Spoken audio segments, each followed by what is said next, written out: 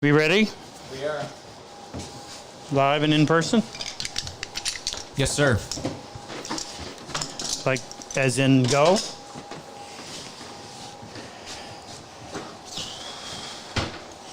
Hi, folks. Welcome. We got a ton of stuff tonight, and it's going to be great, so get comfortable. Have all kinds of people here. I'll introduce everybody a little bit later when we get the audience built. What have we got on there for an audience? Can we get rid of it?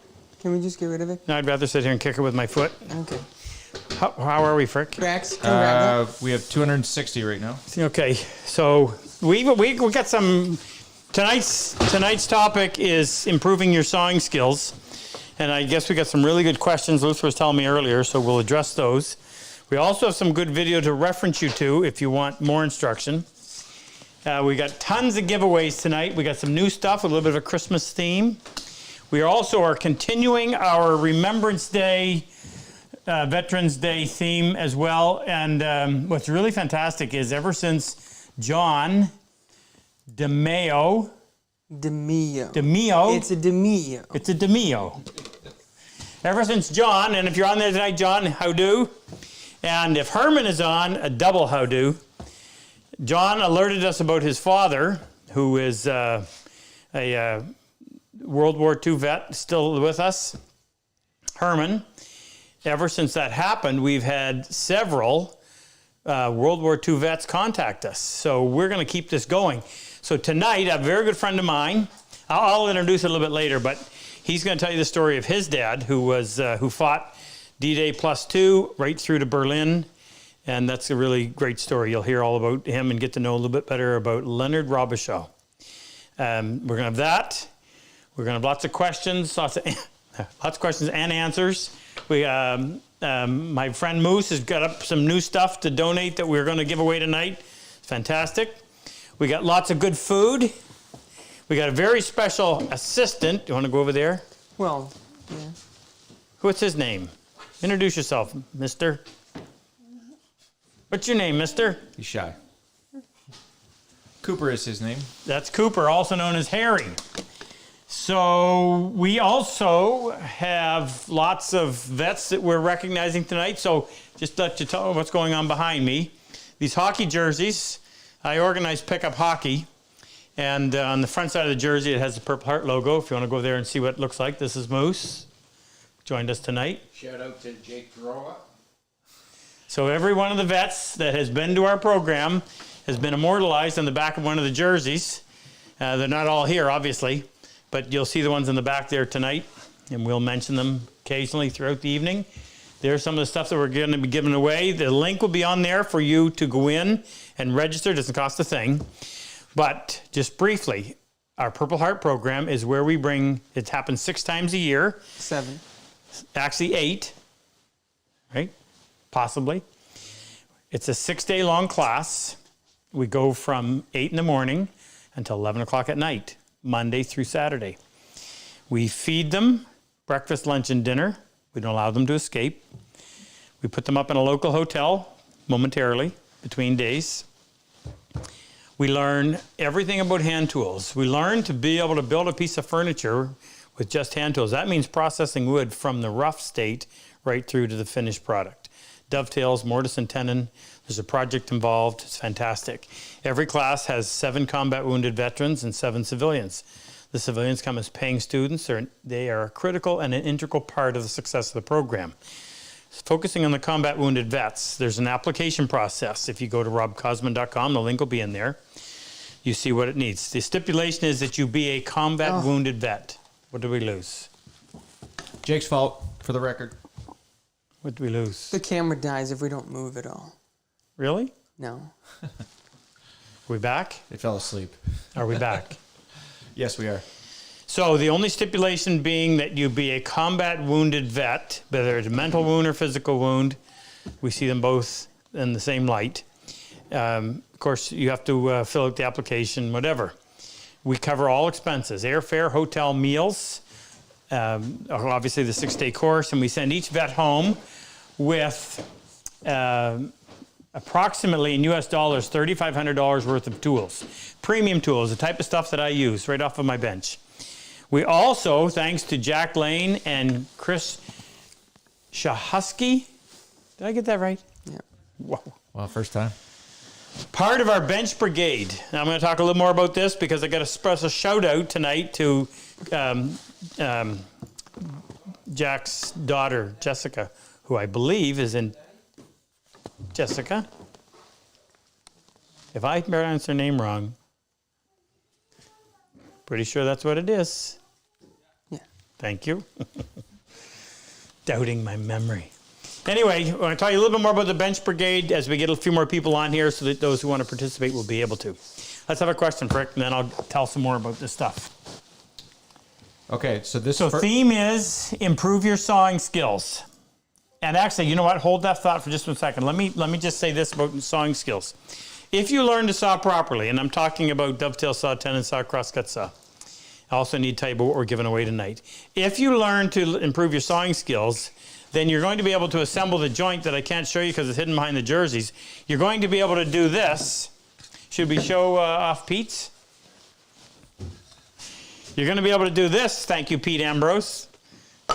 You're going to be able to cut that and assemble it right from the saw. Now, in case you don't understand what I mean, allow me. I need a pencil. So, this joint, and this one, and this one, and this one, and this one. This one and this one all came from the saw, meaning the chisel didn't have to touch it. Of course, this has to be done by chisel. That's done by saw. That's done by saw. This is done by chisel. That's done by chisel. That's done by chisel. When you can go in and literally create a glue joint from your saw, you increase your efficiency tremendously. So this is called a saw cut to saw cut joint, and that's what we're going to talk about tonight so that you can get to a point where you can do that. Don't discount the value of the equipment when you're doing that, and I'll talk about that as we go too. Bit of a commercial. All right, so that's what the whole theme is about. Questions have already been submitted. Go ahead, Frick, please. All right, this first one actually comes from the chat, and it's from BRobson. And B as in B-E, like No, BJ Honeycutt? B initial. Oh, B initial B. I am looking for tips on sawing brittle wood, especially starting. Brittle? Yep, especially starting the cut with your dovetail saw. All right, brittle wood. Well, I got a piece of red oak, so let's use that. First of all, I want to explain why I'm choosing that. He's talking specifically about dovetails. I always tell my students, I said, practice on something really easy, something soft. Basswood, pine, alder. So the purpose of the saw, or my saw in particular, these little teeth in the front, first 2 inches, have 22 teeth per inch. But what you also have to recognize is that the cutting angle, or the cutting face, instead of it being 0 degrees, it's held back at about 30 degrees. What that means is, instead of it biting in, it rides over the wood. And you want it to do that. Just produce enough of a groove that once started, now the saw is on track. As the big teeth engage, it holds it in place, and there's no jumping around. Learn to do it on softwood first. What you're going to find is it allows you to develop your control, your form, your technique, without having to worry about the extra muscle required. Then when you get into something harder like red oak, let me just shut this off so it doesn't keep dinging, which I want to hear it ding all night. Where is it anyway? Must be on you. It is. Oh, and remind me to tell you a little bit later about the new apron. So when you're coming into something like this, first thing, I mean, there's a whole lot of stuff that has to take into account. Number one, your form. So you have to have a good, stable platform. You can't be sitting here with 2 feet close together and you're moving back and forth. So I spread my feet at least shoulder width, if not a little wider.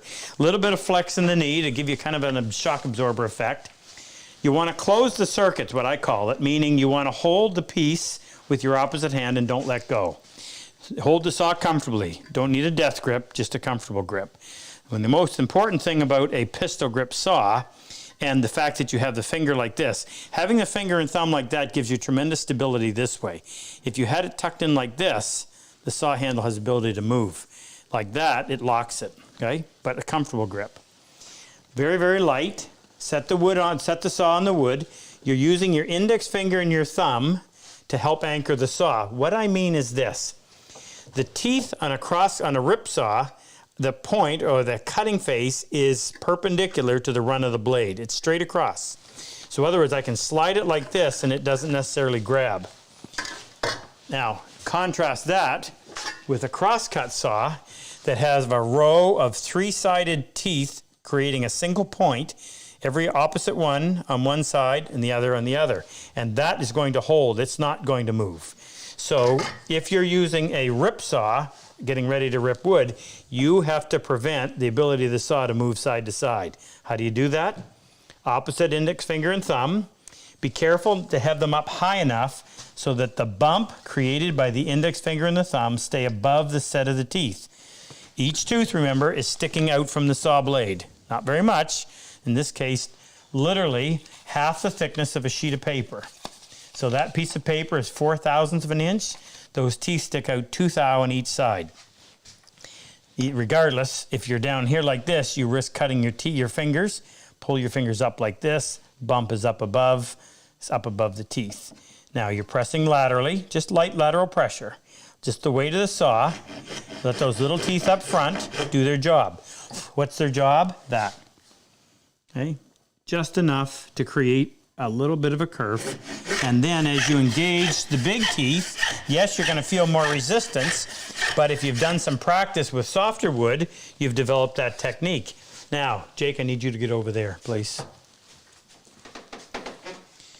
You're going to address the brittle wood part of it, right? Yeah, That's the question. yeah, I am. This is all part of it. Sorry, it's a long answer.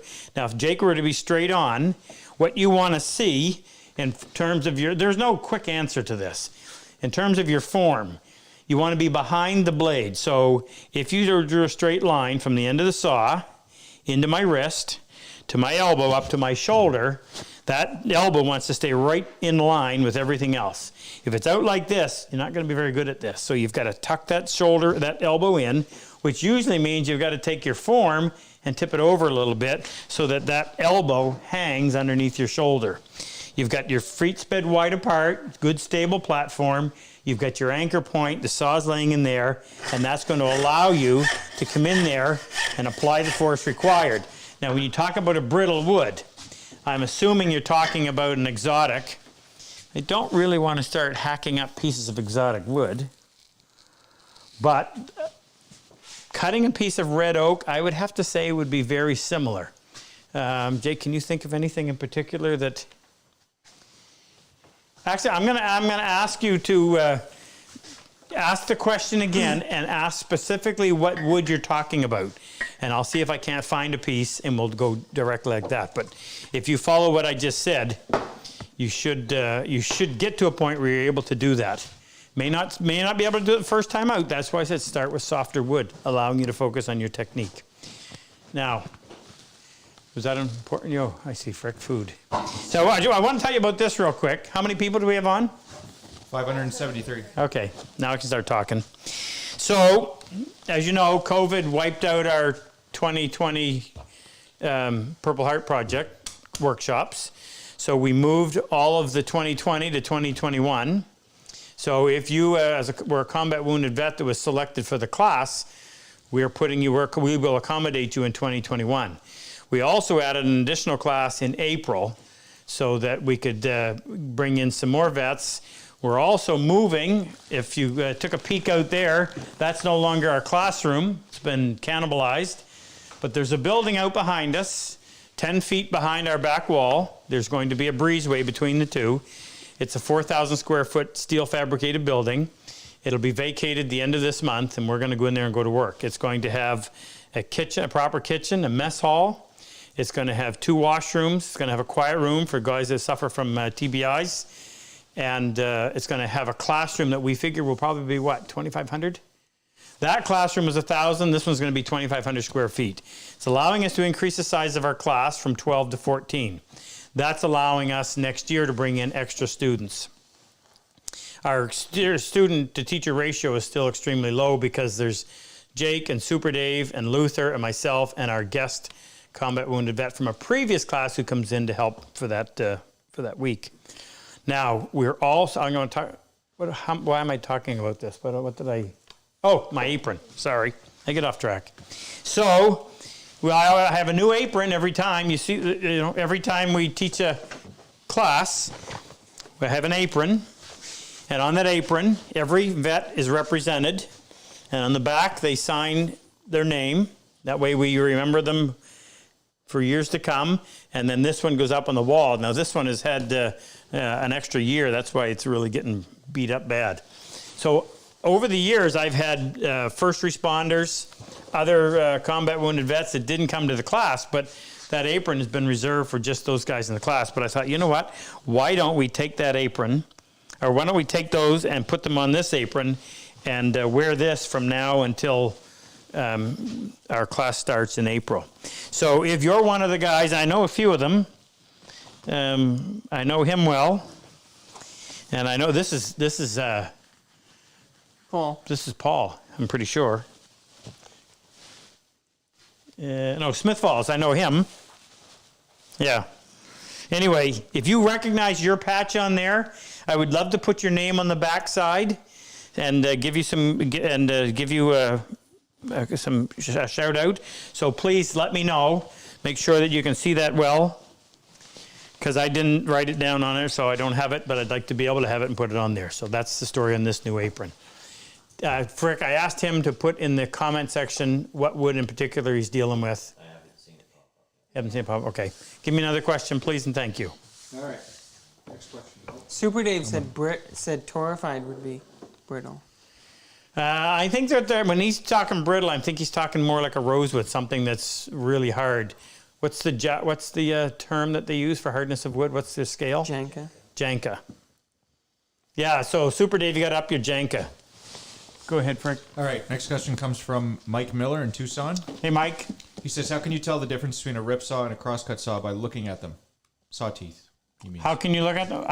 Well, explain the difference in the saw if teeth. it's big enough, meaning a panel saw like this. So if you were to if you can put them in the vise, I can get in really close. So here's a rip saw. And if you look at the rip saw, if you look really close, I think you might have to actually have some extra magnification on there. But if you look at that, the cutting face of the tooth, see if I can use a pencil to point with. This is the cutting face of the tooth right here. It has no fleam, meaning there's no angle on the cutting face. It is straight across like this. So the tooth, to sharpen it, you sharpen this edge and this edge, and where they meet, that's the cutting lip, right? So the lip is actually the width of the saw blade itself. Now on a crosscut saw,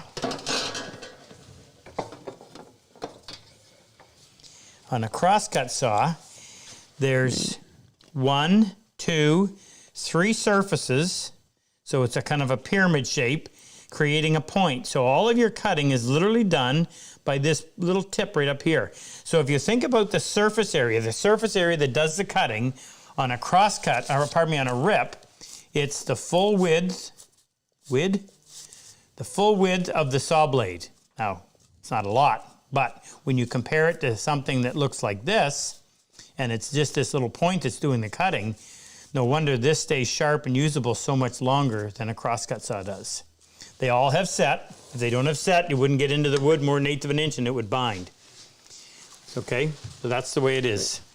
Philip Lawrence is here from. Phil Lawrence? Phil Lawrence enjoying his bench, I certainly hope. Howdy, Phil. Sean McDermott. And Ebby. Ebby, got my email, I trust. So I forgot to mention that. If you are a combat wounded vet that has been to our class, would you please let us know so we can give you a shout out? So Sean McDermott is home, and Sean, where is it? Where is it, Jake? It's right in here. Here. Sean's working on a very special project with us that we're not even going to tell you about yet, but just bear in mind that when we nail it, it's going to make using the shooting board so much better. And he's home convalescing. He ended up, his appendix burst a while back and he went septic, spent a fairly long time in the hospital. but his wife is taking good care of him. So Jake Terrell and he is just got his bench. I saw the picture today. Had a local young fella came over and put it together for him. He was a beneficiary of the the bench brigade. Thrilled. The bench looks fantastic. And I said the only problem is there's no scratches on it yet, so he's going to get to work.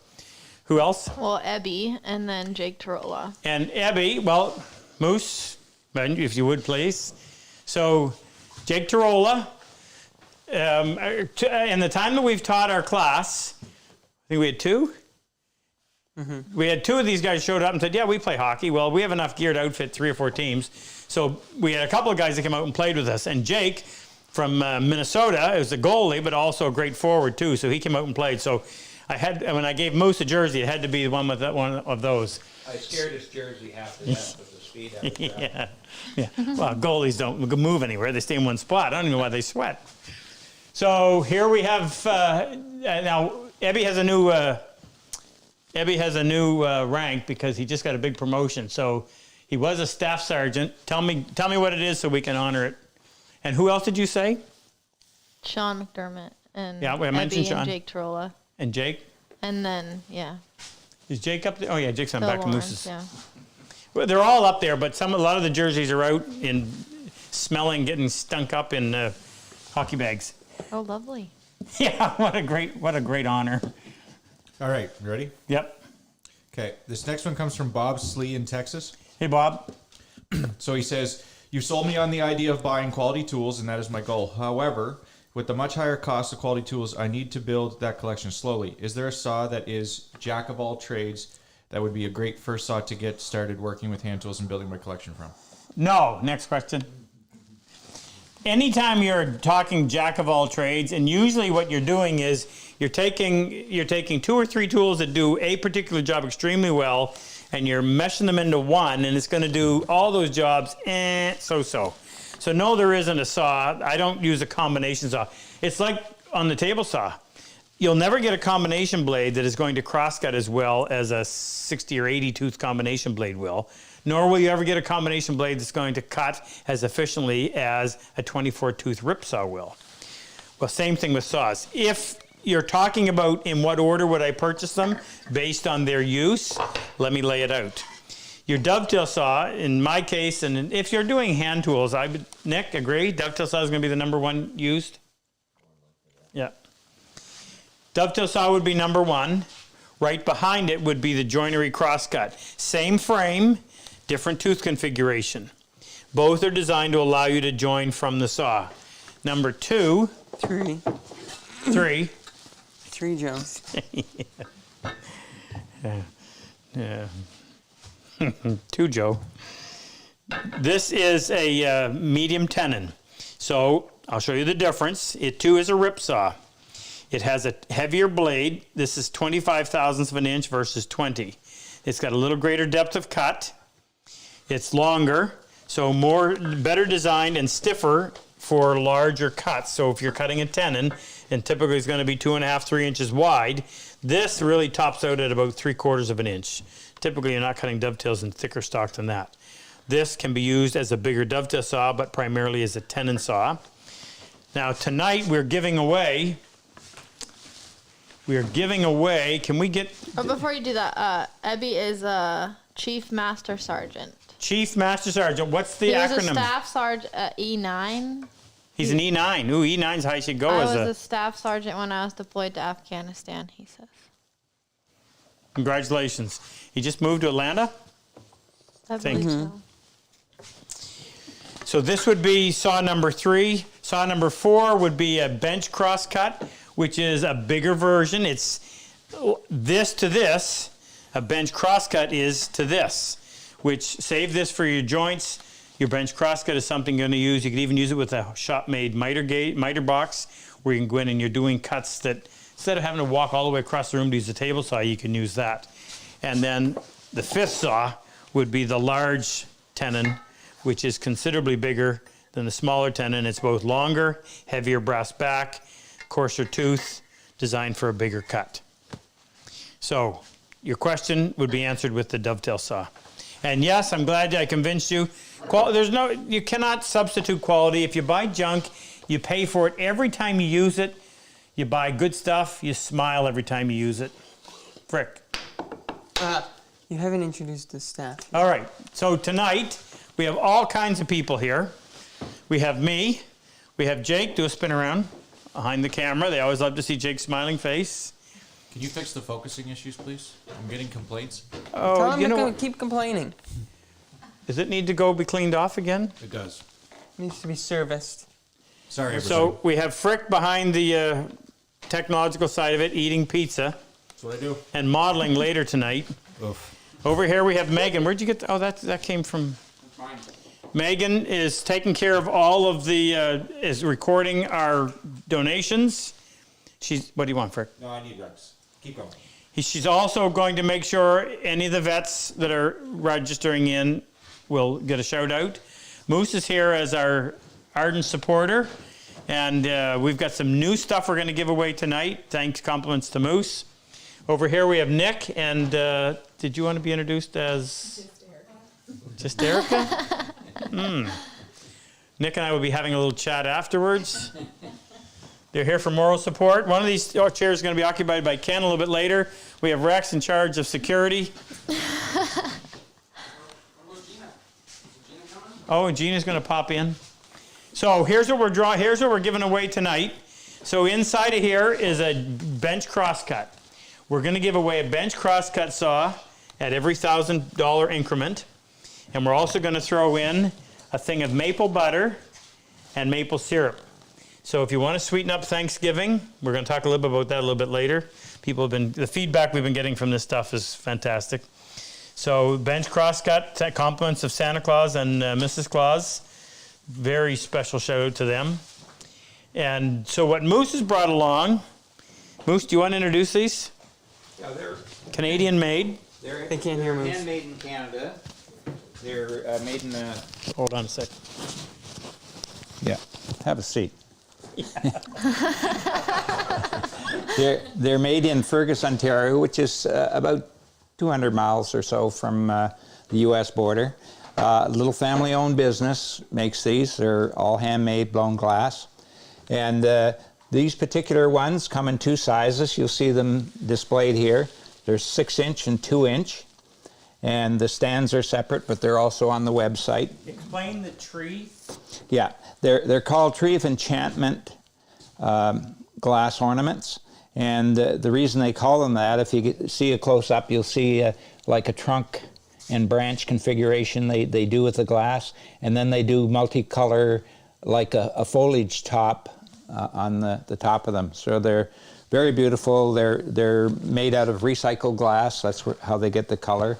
And it's unbelievable when you order a peace ball or a Christmas ball or a winter ball. They all look the same, but they're all, of course, different because they're individually handmade. So they're a beautiful item. They ship well. We have very little breakage with them, so I wouldn't be concerned about that. And Tonight we're going to give away 1, 2, 3, 4 different sets. The 2-inch ball and the 6-inch. Yep. 6-inch ball. So that'll help you remember Canada and maybe bring a little enchantment into your life. Can I back my microphone? Kev's in. Kev's on. Kevin Smira. Kevin is a very good friend of mine. Kevin over here on the left. is right here. Staff Sergeant Smira. Down in, well, he's not in Tennessee, but he's close enough. He can see it. Huntsville. Huntsville? Huntsville, Alabama? Hey, Kev. Glad you're on. Okay, and what else are we giving away? Oh, we're giving away, of course, the famous or infamous dead cat sweater. Now, we asked Erica to try it on, so she's never worn one of these. So we're going to have her put it on, and then she's going to tell you what she thinks of it. Oh, you don't have to talk, you just have to put it on. just per. We'll watch. Just purr. Are you going to put it on? Yeah. Just per. So Moose told me, when I was asking about this, he said that it's like holding a cat. It's softer than a cat. It's softer than a cat It's way soft. and it doesn't scratch. Yeah. So if your wife wants a cat, get her this instead. Yeah, right. Is it cozy? And then she'll pet you.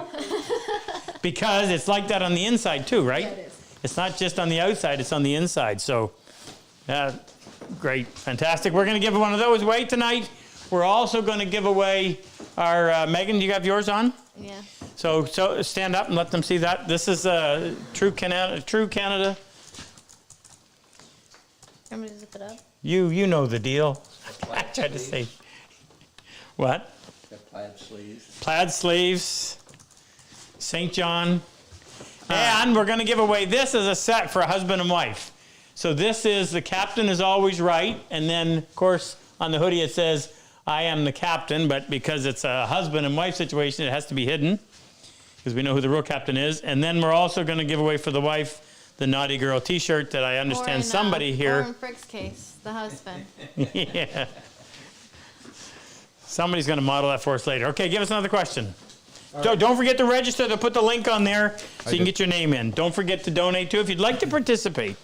If you would like to be a part of this, if you would like to say to you, be able to tell yourself, I helped one of these guys. We'll get some of them on in future episodes and have them tell you their story, how this literally, and I say this, I mean the whole woodworking camaraderie thing. It's amazing what it does and how it rescues some of these folks. Nick actually sat went through our class. When were you in the class, Nick? March. In March? With Jake. Yeah. Well, with Jake Trolla. May. Yeah. It was May of last year. Well, you're not big on dates, are you, Mark? Oh, yeah. I mean, time means nothing to you. All right, let's get back to questions, or else Luke's going to have a heart Right. attack here. Go ahead. Okay, this one comes from Keith Small in Northern Ireland. Hey, Keith. And he says, hi, Rob. I recently inherited my great-grandfather's old panel saw. It's an 11 TPI rip tooth pattern. I'm having a bit of trouble sharpening it and was wondering if you have any tips to get it back to razor sharp for frequent use. Well, 11 TPI on a rip is pretty fine. But you know what? A rip saw is really easy to sharpen because now on something like that, you could even use a 5, 6, 7 inch triangular file like that. And when you go out and buy your file, you want to try to get them so that they're nice and sharp right here. As the quality starts to drop because the demand drops too, they're rounded over here and you end up filing instead of having sharp teeth. Well, what's that? I keep losing that pencil. Instead of having this, that being your tooth, you end up with this. Waves. You don't want that. So, if I can find my vise, I think it's down the other end of the shop. Which one? Huh? That one? My saw vise? Oh, that's for a handsaw. Well, I can use that. I can use that. We'll put this in here. And I'll show you real quick. Flip it around. Why? Well, because that has a different style handle. Huh? Never mind. So here's my.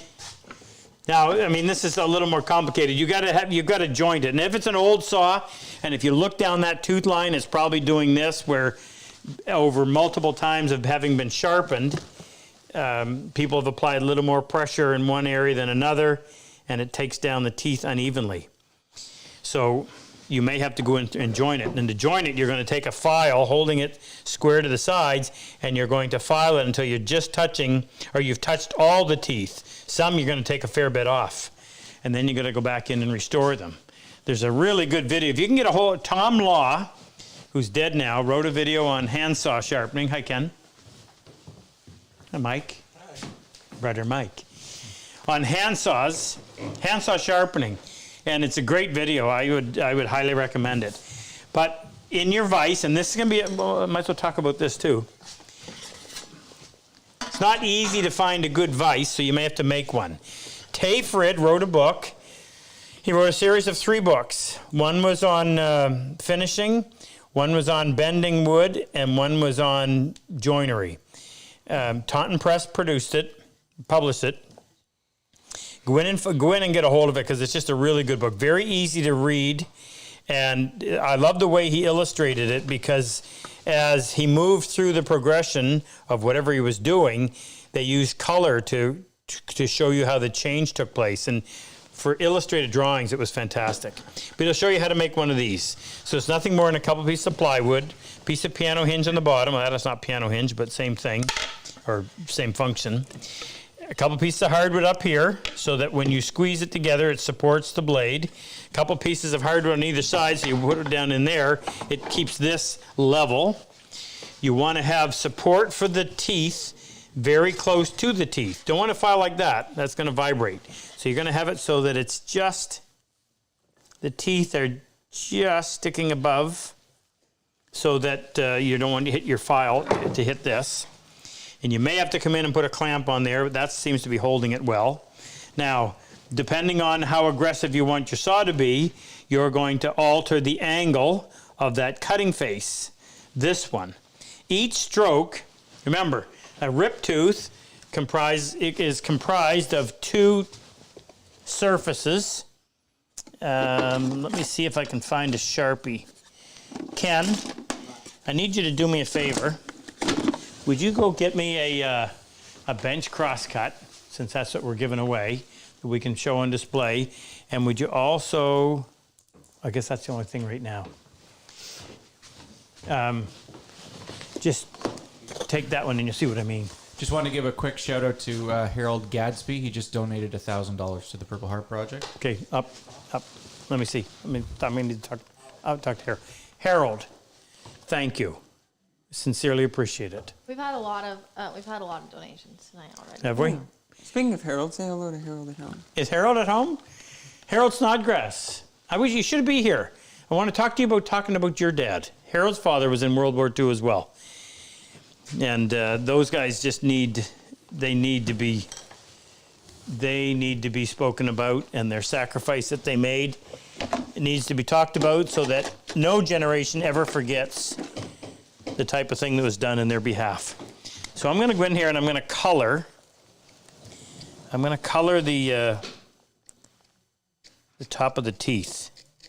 Now, you may want to do this anyway, because what it allows you to do is keep track of where you are. And Jake, do we have these for sale now? Not yet. So we've had it. What are you doing wearing those? Well, I've never even put this on yet. Jake got these, and if you're as old as Moose, if that's possible, you're going to want to get some magnifiers. So these will come in and help you. Ooh, wait. What? I'm missing it. Does it have a siren? Is the light on? Light. So now I can see all of my teeth, and the reason why I paint them is because if in the process of going across, I don't want to end up filing the same tooth twice, then that's going to cause that one to dip. So if you paint all your teeth, at least the first time, you'll be able to tell. Now I've got to keep my saw. Fleam refers to the fact that the face of the tooth would have an angle on it. Typically you don't have that on a rip saw. But what you do want to do is maintain the same angle on the face of the tooth. So if you're doing this for the first time, you may want to get a popsicle stick. I don't have one right here, but I'll use this to illustrate. Get a popsicle stick and cut a hole in the end of it. Get your angle established. Stick the popsicle stick on the end of the file so that it's level, and then you're going to be able to tell as you go each stroke whether or not you're leaning one way or the other. When big teeth are big like this, you can go in there and have that establish its angle, and then I just hold my finger here and it's easy to do, I think. You're going to go in and you're going to stroke. If you need to, stroke twice. I literally like to stay engaged, so I ride up over and come back. That way I'm not having to lift it up and try to find where it should be the second time. That was 3. Everyone will tell you, sorry, I should be doing 2. I was not paying attention. Everyone will tell you don't drag your file back. Well, yeah, it supposedly dulls it. And if it does, I say, so what? That's better than having to lift it up and try to set it back in the next spot. I find it easier if you stay engaged.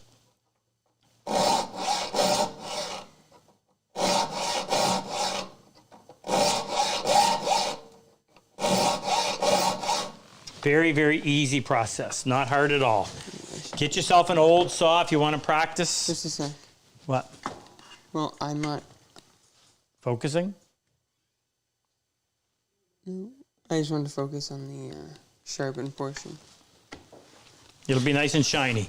And then you can tell because when you run your fingers over it, if it's sharp, it catches your skin. Whereas down here, when they've been in need of sharpening, it's not quite as, but that's really grabby. So check to make sure that the edge of the blade is straight, meaning it's not dipping like this, and then go in and do that. Now, pardon me, you may have to come in and adjust the set. If that saw has been sharpened numerous times, you're going to have to go in and adjust how much each tooth is bent. So what you'll do is get yourself a saw set. You can buy, look, there's enough antiques out there, you can buy one. This is a pistol grip style. So as I push like that, that plunger right there squeezes the tooth against this anvil. This anvil is round. And as you rotate the anvil, I don't know if you can tell or not, but the angle on the face of the anvil increases. So you get it set to whatever amount of set you want. So if this is the finest setting, which means it's only going to move the tooth like that. If I go all the way around, it's going to move the tooth out like that. So obviously you're going to have a sloppier kerf. Now let me explain that. If I'm cutting green wood, well, it's going to close in on me as I'm cutting, so I'm going to need a larger kerf. If I'm cutting dry hardwoods, softwoods, then I want a fairly close set so that the saw will track. What I mean by track is as you saw, instead of it wandering left or right, it'll stay in line. In other words, there's just enough room for the blade to get down there. That requires very little set. Now, the hard part in doing this is telling which tooth I just did. So I go through and I paint. I just take my Sharpie and I put a little dot on each one of the teeth as they're sticking up this way. So that first one is sticking down there. So I'd come into the second tooth, put a little dot on it. Skip that one, put a little dot on that one. Skip that one, put a little dot, go all the way through. By the way, this is a pain. And then you're going to go in there with your saw set, sit it down like so. I wish I didn't take those magnifiers off. Line it up so that your anvil is going to be touching right at the top of the tooth and just squeeze it. And it can't go too far. And then you skip one and go to the next one. And then once you've done that, then you come over here and you do the opposite, go all the way through. And you'll take care of your saws a lot better after you've done that when you realize what a pain it can be. Professional, whip that out in no time. If you're doing it occasionally, it's going to take you some time, and like I said, you'll appreciate and take care of your saws more better after that. Next question. All right. Did we ever come back to, Nick, did we ever get back to the piece of wood he was talking about? He said it figured this question out. He didn't say Luther said zebra wood. Thought he was talking about zebra wood. Really? Well, if I can get a chance to drift away sometime, I'll go see if I can find a piece of zebra wood. All right. Next question is from Lyle T. Hart. He's from New Plymouth, Idaho. Excuse me 1 second. Have we got John on track? What do you mean? Everything's all ready to go? We think so, yeah. Okay. About 15 I'm sorry, minutes. ask the question again, please. Lyle? Lyle from New Plymouth, Idaho. He says, if we don't have one of your saws with the tiny starter teeth, how do we get an accurate start on a cut? Give up. Actually, www.RobCosman.com under saws and order one. In fact, we sometimes have seconds on there that are sold a little cheaper. How do you start? Well, you know what? I did a whole video. Is that on the site, Jake?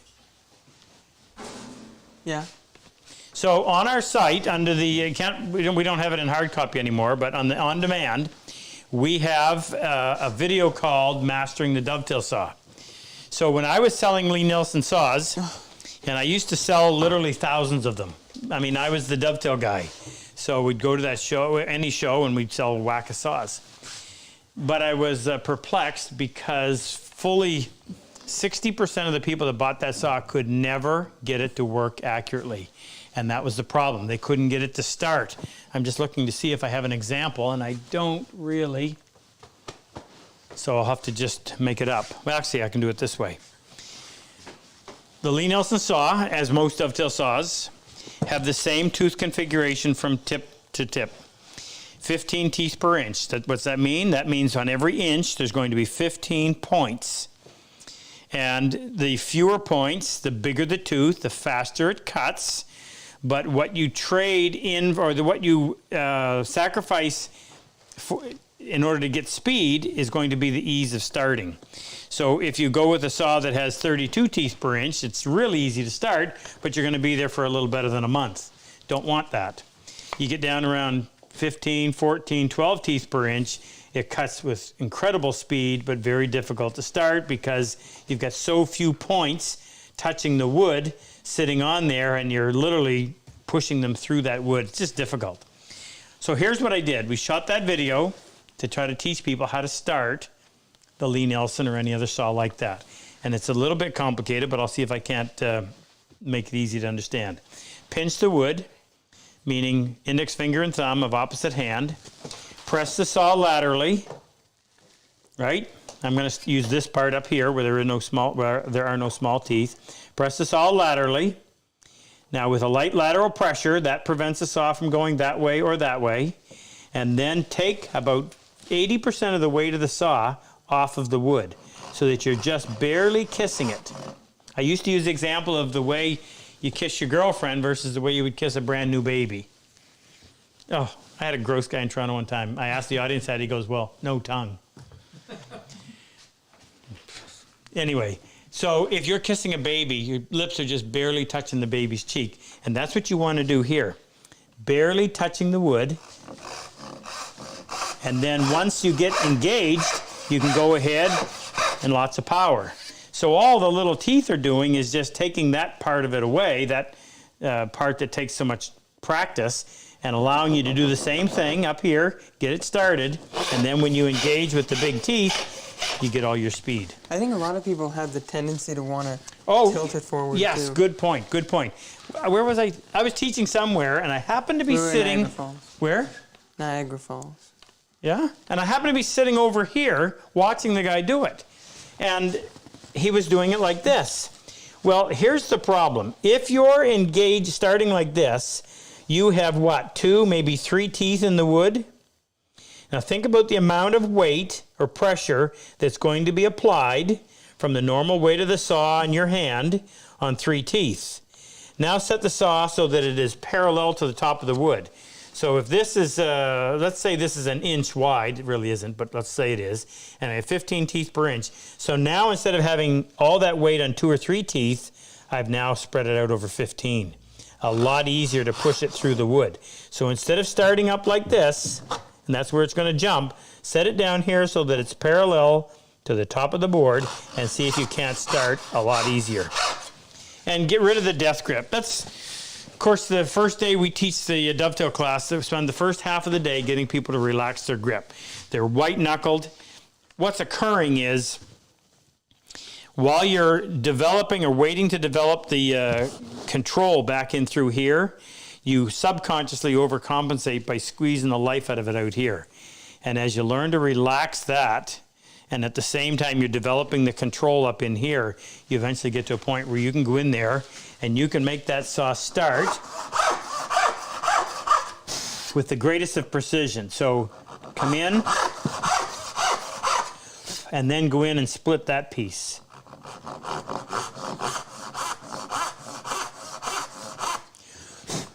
Get a close-up on that, Jake. Please and thank you. Soft wood, easy to cut, allow you to practice. Remember, relax your grip. Keep your saw parallel to the end of the board. If you have my saw, use the little teeth. If not, remember to elevate or take about 80% of the weight off the saw so that you're just kissing the baby. Next, Rick. Any more vets to say hello to? Robert. Bobbert's here. Right here. Now, First Louis Abbott is now Captain Abbott. And I don't have to apologize because on his DD-214, he was First Lieutenant Abbott. Now he's Captain Bob, as they like to call him. We just call him Bobbert. Great guy. Hi, Bob. Next. Can you just give a quick birthday shout out to Salvio in Italy? His girlfriend is asking it. His Oh, is it? girlfriend's in the chat. So, with us. can you pronounce it right? Salvio. Savio? Is there an L in there? There is. Say it again. Savio. I'll just say. But there is an L. Well, you're not putting an L in there. I said Salvio. Salvio. Yeah, that's what I said. How old is he? Doesn't say. Well, let's guess and say he's 30. Salvio, brother, happy birthday. Remember, wood is good? I don't know. I don't even have a wood shirt on tonight. She should get him. Let me talk to his girlfriend. What are you buying him? It should name is definitely Her have name is one of Melissa. our wood t-shirts. What? Her name is Melissa. Melissa. Get him a saw. He'll love you. He may even propose. They said they can't be together today because of COVID, so. Oh, really? Yeah. Well, get him two saws. It's short for Salvatore. Salvatore. That's Happy my- birthday. He's 24. I'd sing for you, but he's 24. Oh, well, sorry. My audience is usually a lot older than that. I thought I was complimenting him. Okay. And Jessica? Did Jessica acknowledge that she heard our shout out to her? So I got to stop for just a second. I want to tell you about the Bench Brigade. I woke up about 8 months to a year ago one night and I thought, oh my goodness, how did this get by me? We bring these guys in and we give them an extremely intense week of training. I mean, there is no sleep. No sleep, Jerry, no sleep. And they go home with some really, really incredible skills. I've got examples of dovetails that were the best cut dovetails I've ever seen in a student done by these guys. And I realized, I said, they don't have a bench. How are they going to go home and do hand tool woodworking without a bench? It's like learning to drive without a car. So Luther warned me, he says, Rob, you cannot take that on. We are swamped as it is. And I realized that. But somehow, the good Lord put into my life a man named Jack Lane. And that's honestly the way it happened. We'll put him further in. Pardon? He's already there. Yeah. Well, brought him to the surface. And Jack said, Rob, I would love to run this program. Can I help you? I said, absolutely, Jack. So Jack organizes this. So all of the combat wounded vets that have been to our class and in future classes will have a bench waiting for them. Now, this is the bench that we use in our class. So he organizes the civilian volunteers who agree to procure the materials. We send them the plans and the video on how to build the bench. Luther and I did a video on how to do it. It's been the best-selling video we've ever had. We provide them with the vise and the bench dogs. That's the expensive part. And they build the bench, and then they get to deliver it to the vet. And it's a pretty emotional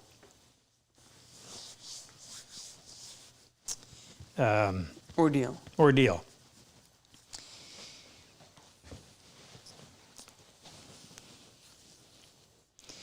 Fortunately, we got a lot of them on video. So they're, see, every time I talk about this,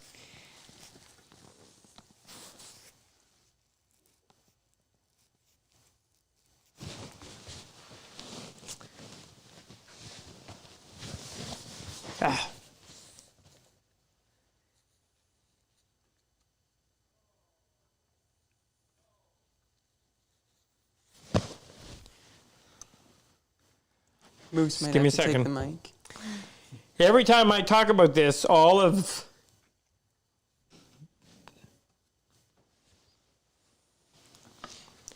this stuff comes back. Anyway. So if you go on our Facebook page, how they find that? Just look up Rob Cosman on Facebook. On Facebook, and you'll get to see videos of these benches being delivered. Oh, if you look up PHP Bench Brigade. PHP Bench Brigade. Yeah. Anyway, so Jack and Chris have organized this. They've done a fantastic job, and it's just been absolutely a godsend to be able to give these guys the opportunity to now go in and bring all that stuff back. And it becomes their medicine. It really does. It is their medicine. Ask any of them who have participated. So how did we get off on that, by the way? Jessica. She saw it. Pardon? She saw it, Jack said. So Jessica is Jack's daughter who's visiting him in Texas, and I guess they're watching tonight, so big shout out to Jessica. I've had some communication with her. And just so you know, we have a special watcher tonight. Herman is here. He is watching. Herman! Yeah. Herman, thank you, sir. Anything we could do to acknowledge our appreciation to you, we will do. And just fantastic. I can't put into words how grateful we are. There's a box on its way made of Baston walnut, and hopefully it will delight you. And because of you, we started a whole new part of our Purple Heart project where we're going to honor World War II vets, as many as we can get to. And we've got one who's deceased, but his son is going to tell us about him tonight, so it'll be great. Fantastic to know you're on there. Thank you, John. Thank you particularly for bringing this to our attention. This has been, it was what we were praying for. All right. Joe Bright's on. Joe Bright. He's healing. Joe got a nail in the head the other day. So I wish I could tell you more about Joe Bright, because I read Joe's commendation on what he did in saving a bunch of soldiers. And I don't have time to do it tonight, and I couldn't do it justice because I can't remember it all. But thanks. I'm glad you're there, Joe. Heal up. Go ahead, Frick. Next question. Are you ready? Are you getting flack? Every time. Yes, I am. Luther is texting me nonstop, telling you to get back to questions. All right. And every time you say, okay, Frick, Frick turns on his Frick cam. I do. And then I turn it back Well, on. Luther, chill, brother. But we appreciate him too. I'll talk about him later. Go ahead. All right. This question comes from Kevin O'Malley, also in Ireland. Our second Hey, Kevin. Ireland question tonight. He says, when sharpening my dovetail saw, I love potatoes, by the way. do I always need to joint it? If not, when do I tell when to joint it? What tips do you have on jointing a saw? How do you tell? Well, just look down the line. Look down the tooth line. So take your saw and sight down the edge like that. And if it's doing this, well, you need to join it.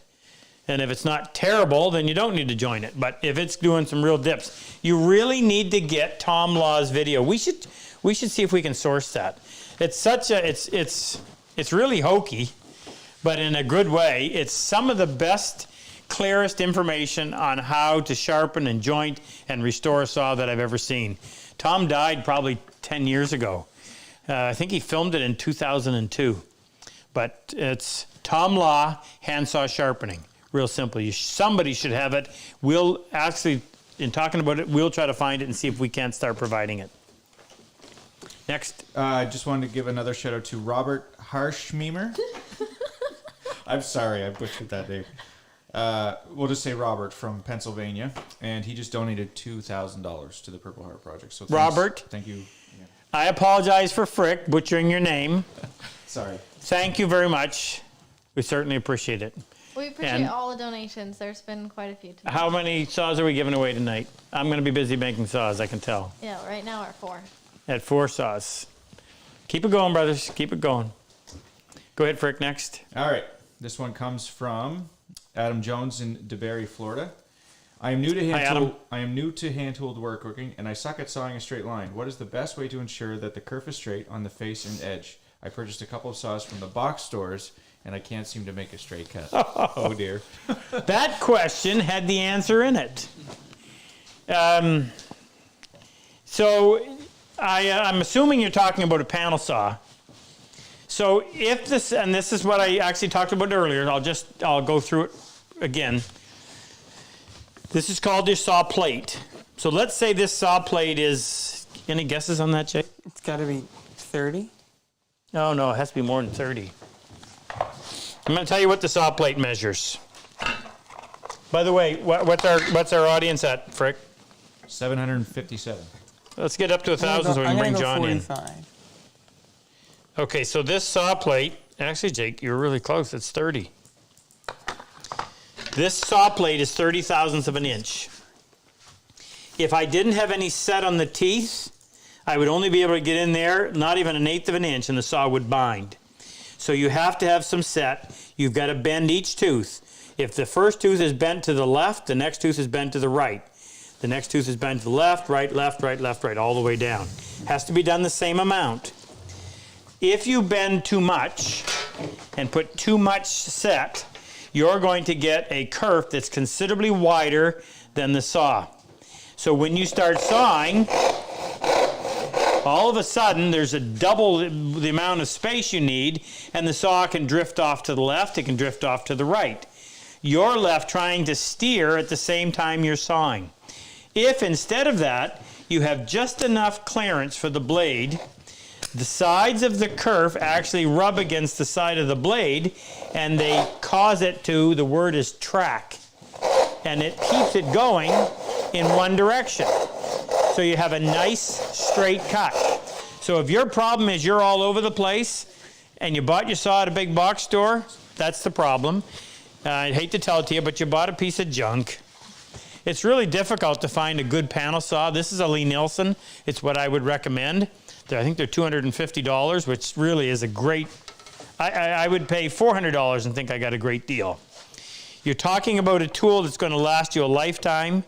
Do you want to fight with it every time you use it, like you're experiencing, or do you want something that's literally going to make you smile because when you're done and you look at that beautiful straight cut, you think, wow, that was good.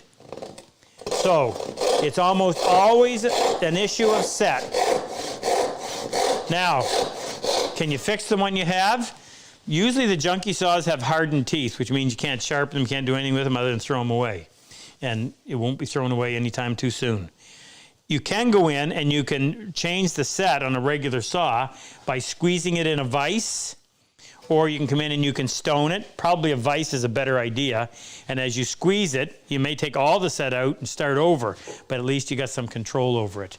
Stoning it means you would set it on something flat and you would run a stone, typically either, actually the best option here is a diamond stone because it is so durable, and run that stone, or what I used to do, now I'm not talking about doing it with this, but with a tenon saw. This is your stone, hold it like that, keep your thumb right here. Right. Pressure is on the blade, and pull it like this, right? One stroke, so you've literally filed the points on the side, flip it over like this, do the same thing, one stroke, go over, make a test cut. If it's still a little bit too loose, or, this is where you need to be careful, if it's drifting to the right or to the left, if it's drifting to the left, then you've got more set on the left side of your saw. And the saw is wanting to follow the path of least resistance. So if that was the case, I would come in and I would do an extra pass just on the left side of the saw. Come back over, try it again. If it's no longer drifting, that's good. But it's still a little bit wider than I want, come in, do another pass. But only do one each time, flip it over, do the other, and just keep checking it until you get it exactly where you want.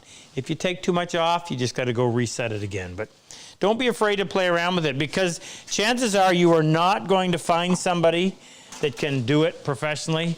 Those guys died 50 years ago. When was the last time we used hand saws on a job site? Good hand saws that are resharpened. When I was a kid, my father had a place in the city that he used to take his hand saws to be sharpened.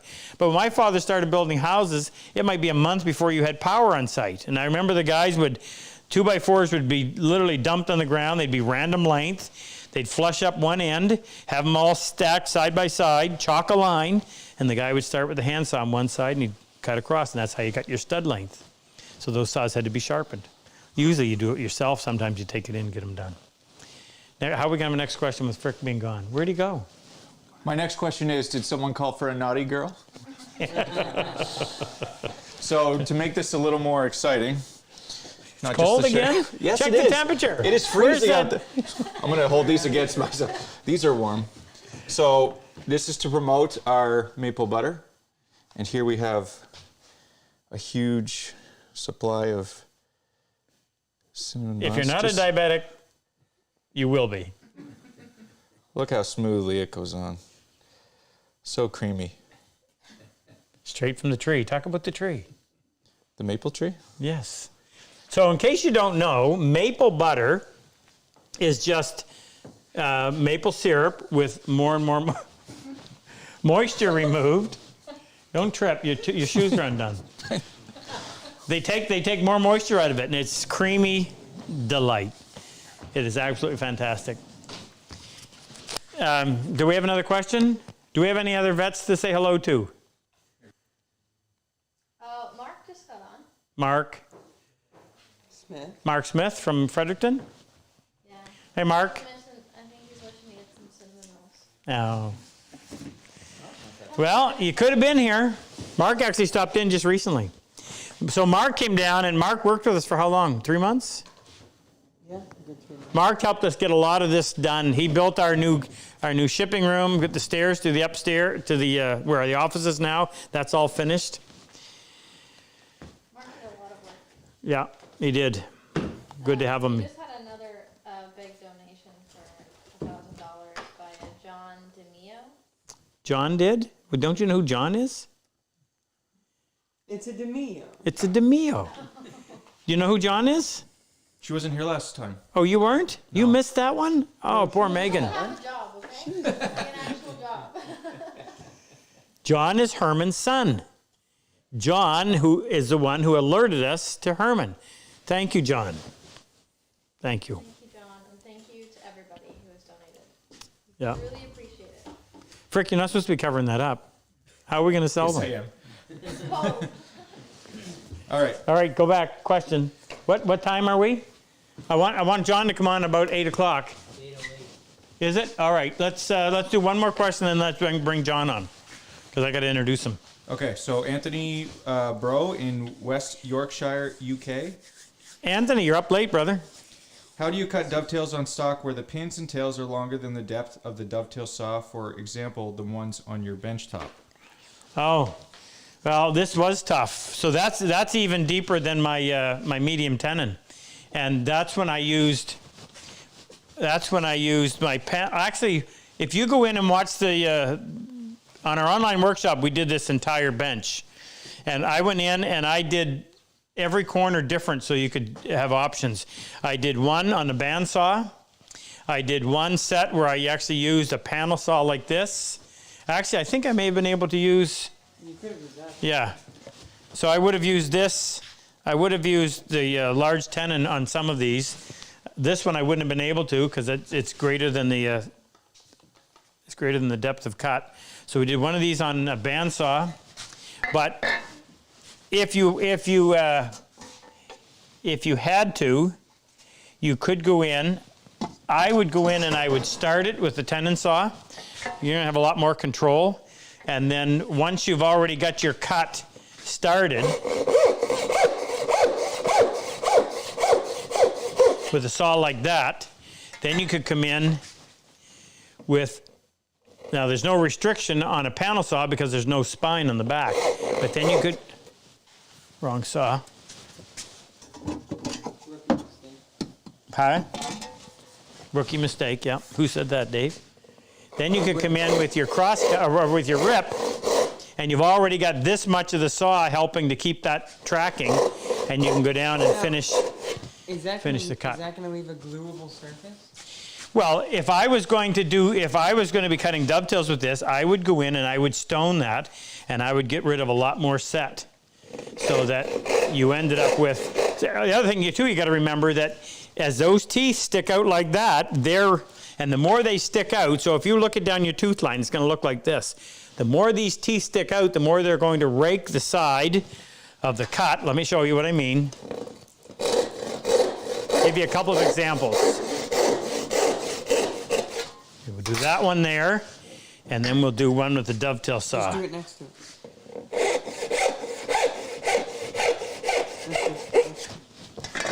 Now we'll cut these off, and we'll see what kind of a result.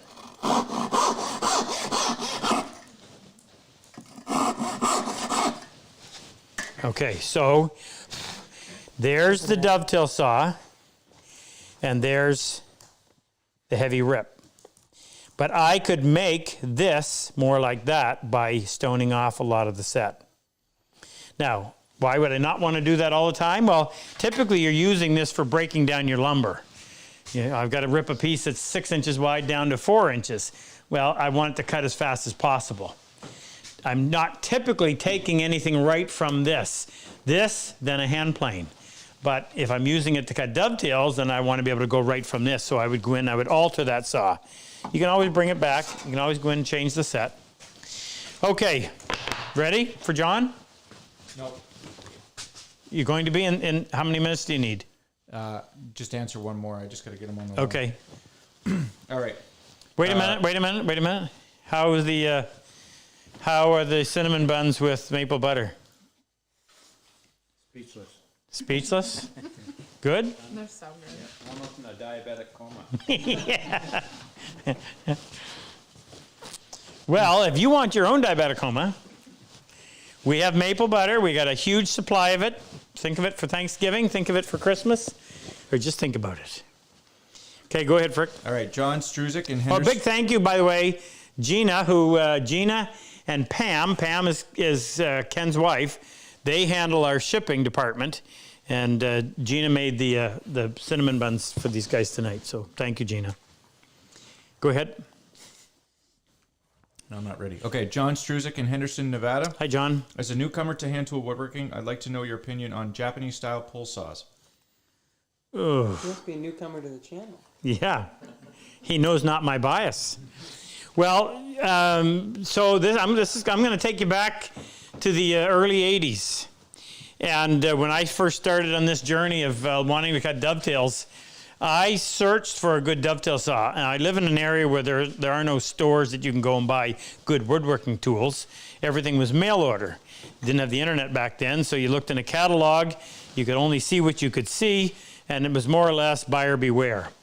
I had accumulated 16 dovetail saws, different dovetail saws over the years, trying to find something that would cut better. Most of them came with crosscut teeth. The set was all over the place, and they did not perform. I was smart enough to know that there's something wrong with the saw. I'm not that bad. I did buy a Japanese pull saw one time that was supposedly westernized, meaning it was a Japanese saw designed to cut western wood. If you're not familiar, Is that the one that had a back on it? yeah. If you're not familiar with Japanese saws, the teeth tend to be very long and multiple facets on it. The blades tend to be extremely thin. It's nothing to have a blade that is 12 thousandths of an inch, whereas mine is 20 thou. And they're extremely sharp, extremely sharp. I would say that they exert minimal pressure on the wood fiber as they cut. That is by design. Japanese woods tend to be softer than what we're dealing with. If you consider eastern maple as a good example of a western hardwood. The best illustration I could think of is if you took a piece of western cedar, or eastern cedar. Well, I got quite a bit of it around here. It's an extremely soft wood. Have I got a piece right handy that I could reference? Ken, find me a piece of western cedar, please. You know the stuff that we were using? There's a whole bunch of it back there. The fairly wide cutoffs we had. We used it for when we were doing the beam, covering the beam out there, and also what we used to put on the wall in the showroom. Thank you. It's so soft you can stick your thumbnail into it. You put a chisel into that and the fiber will crush before it'll cut. That type of wood has to be handled completely different than a piece of western hardwood like maple. So Japanese saws, cutting on the pull stroke, meaning, and I love the analogy that they use in talking about a thin saw, that you can take a blade of grass and you can pull it between your fingers, but you can't push it. However, here's what happens with that very, very thin blade. You cut your dovetails on a piece of western hardwood using a Japanese pull saw. The cut along the line across the top is straight. The line down the face is straight. Yet you look on the back side and that little blade has wandered and followed the path of least resistance. What happens? Well, when you go to assemble your joint, that surface is no longer flat. Now, here's what I mean. If you have a saw that is designed for the wood you're using, this is the result. I'm going to make a saw cut as deep as I can, set it on its side, cut that off. Now, I yap about saw cut to saw cut joinery. No, that's Western. They're short, wide pieces. We had a whole bunch of them back there. Really, really light stuff.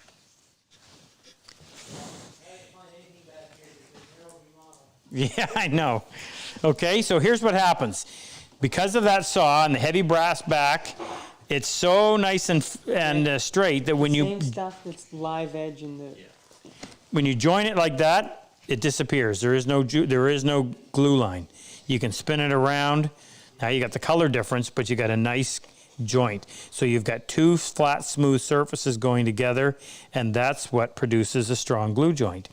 Your Japanese saw, that will have been shaped because that little blade, like I said, followed the path of least resistance. That doesn't sit flat. You've got to go in with a chisel and make it flat. For that reason, no, I don't use Japanese saws. No, I do not promote them. No, I don't want them. They are not for this wood.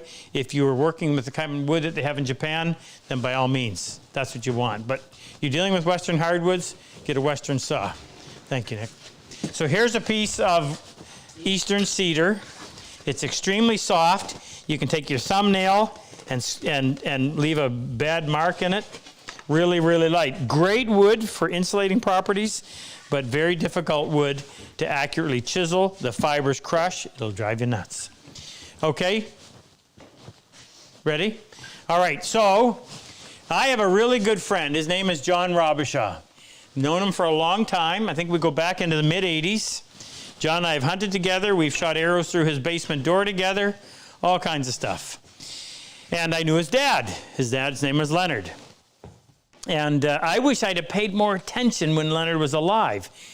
But Leonard fought in World War II. You're going to hear the story. John showed me this saw one day that belonged to his dad. Well, I love dovetail saws and a little one like that, so it ended up here. I told John I'd fix it for him. That was about 14 years ago, and I still have it. But I was so enthralled by it, as we've been doing various projects and cutting little tiny drawers, the regular dovetail saw is just a little bit too big. So I decided to make a whole new dovetail saw that we'll offer for sale soon, patterned after Leonard's saw. So there's a rough prototype, but it's going to be called the Len Robichaud WW2 saw. That'll be on the back side. So I wanted you to know the origin of that saw. I wanted you to know the connection between John and I.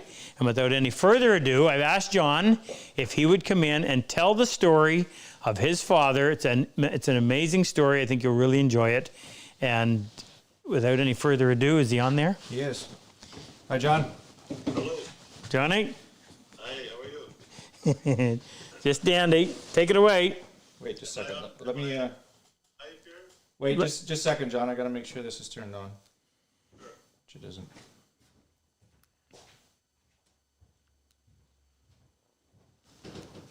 All right, try that, John. Hello. There you go. So just before you start, your audience, we've got people all over the world, and we have how many people listening on? We have 853. Okay, 853 souls that are just dying to hear from you. Okay, sounds good. Want me to start? Yep, Sure. please. Okay, like as Rob said, my father was in World War II. He volunteered, and when he was 21 years old, to go to war. He was part of the D-Day invasion, and he fought with his unit all the way into Germany. He was in the 2nd Division. He was in the Canadian Army, 2nd Division, 3rd Brigade, and the name of his regiment was the Regiment de Maisonneuve, was his regiment name, and that was the 5th Brigade. I'm sorry, he was in the 5th Brigade. And in the 5th Brigade, there was 3 regiments. There was the Maisonneuves, which was Dad's. There was the Black Watch, and there was the Calgary Highlanders. So that brigade fought as a unit. They supported each other like all the way through the war into Germany. My father, he lived in a small village called Acadieville. I checked the population today.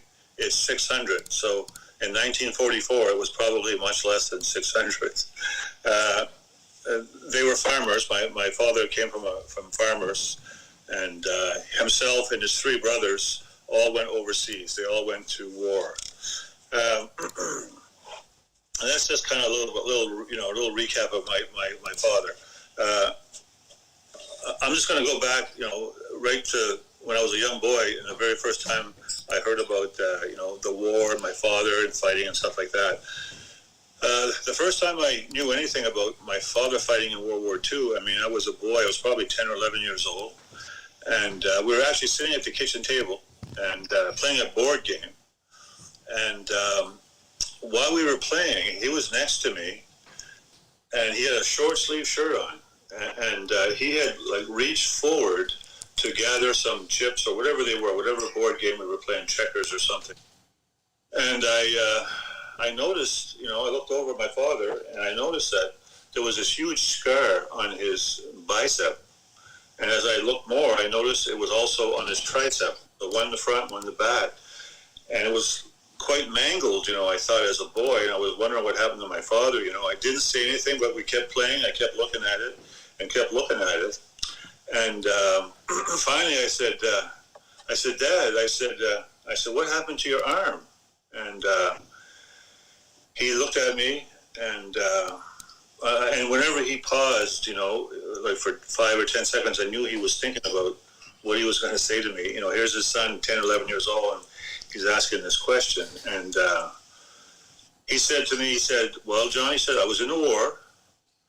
And he said, an artillery shell exploded not too far from me, and a piece of shrapnel from that artillery shell hit my arm, and it injured my arm. And you know, I looked at it, and I didn't even know what war meant. I asked him what war was, you know, and he gave me a little explanation. And I kept looking at it, and we talked back and forth. I don't remember some of the conversation, but the conversation I'm saying here are the things that I remember. And he said, I said to him, I said, Dad, I said, you know what, I actually drew a circle on my arm. I want to show you where the scars were, just so you kind of know. I drew these a few minutes ago. So, can you see that, Rob? You're quite an artist. Thank you. I kind of thought so too. That's my bicep right there, and you know, the piece of shrapnel wound was close to the joint. It wasn't in the joint, but it was up above it, and it was quite long. And then on the back of his arm, that's where it exited. So hit there, and it went through there. And anyway, I was looking at that, you know, as a little boy, and I thought to him, I said to him, I said, Dad, I said, did it hit the bone? You know? And again, he looks at me for a minute, and he thinks, and this is how he answered me. He never answered me directly, but he said this. He said, well, John, he says, I was in England, he says, in a hospital because of this wound. And he said, I had been there for a day or two, and 2 doctors had come to the bed where he was laying. They unband-aided the wound, and they looked it over, and they were talking to each other, not to him. And finally, they put the Band-Aid back on, and he said, they said to each other, one doctor said to the other, he said, it must have went around the bone. They re-bandaged it, and that was it, you know. And it was considered a flesh wound. It was a flesh wound, but it had not broken any bone. And he actually went back to the front in a short period of time because it was a flesh wound, and his unit was way down in men. They had lost a lot of men, so they had a hard time getting some recruits in quickly. But as we were chatting, you know, he smiled, and he lifted his pant leg up to his knee. He said, give me a finger. And he pointed to his back of his cab. He said, you see that scar there? It was about maybe 2 inches long and maybe a half an inch wide. And he took my little finger, and he kind of like pressed it where the scar was. And he said, you feel it? It feels hard? I go, yeah. I said, what's that? He goes, that's a piece of grenade.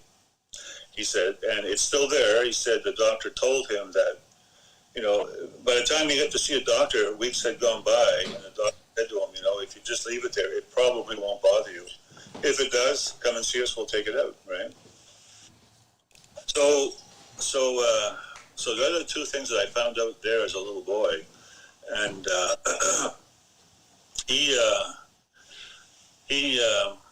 the first wound he got was a place called Fleury de Ons, which is just outside of Caen. It's probably 20 miles or so from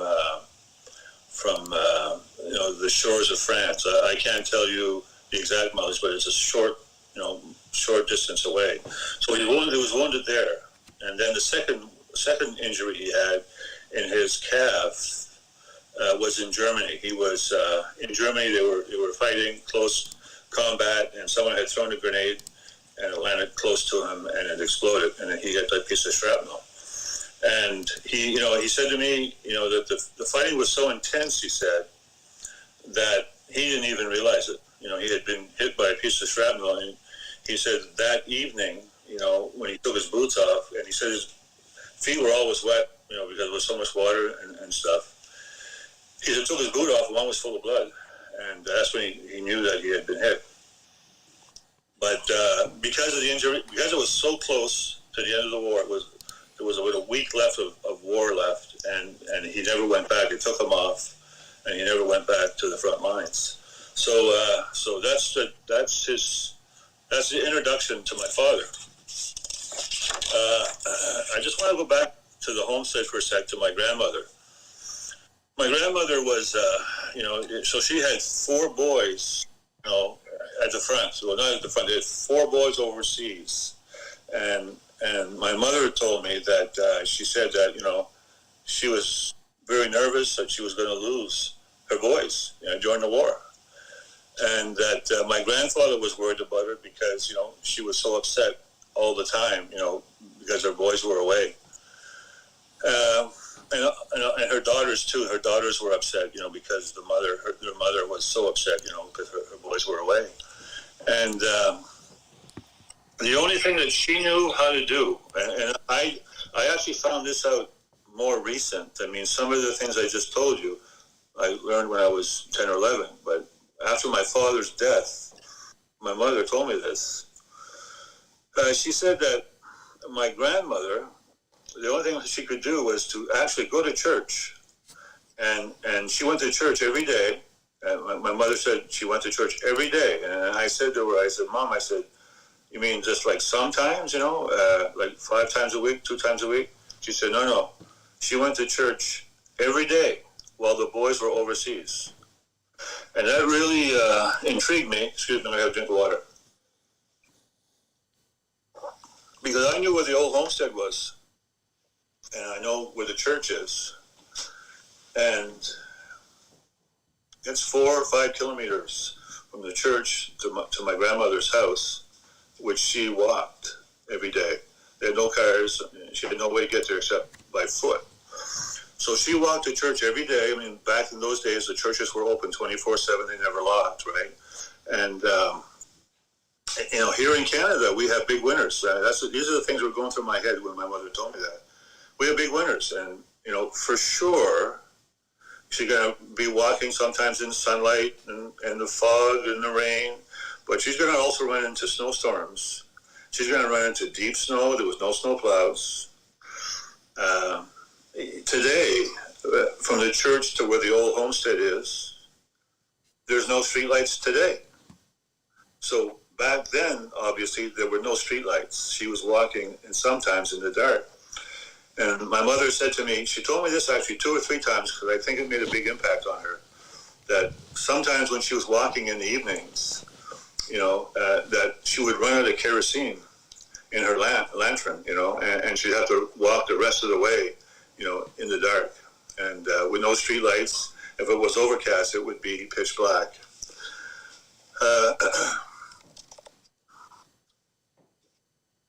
I'm just going to leave it at that, just so you know that part of it there. So back to my father.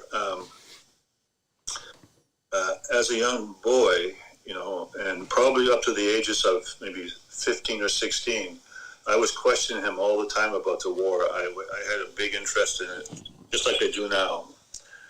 And he would answer questions for me. When I get to be 16, 17, I realized that perhaps this wasn't the best thing to ask my dad, because it may have brought up, memories that, probably wouldn't make him feel so good. So after that, after like 16, 17, I never, talked to him again about it. I would just listen if he was talking to his friends, but I just made a note of some of the things that I would ask him as a young boy about the war and how he answered me, and I'm just going to share them with you. I said to him, I said, what was it like, Dad, you guys were, fighting these guys.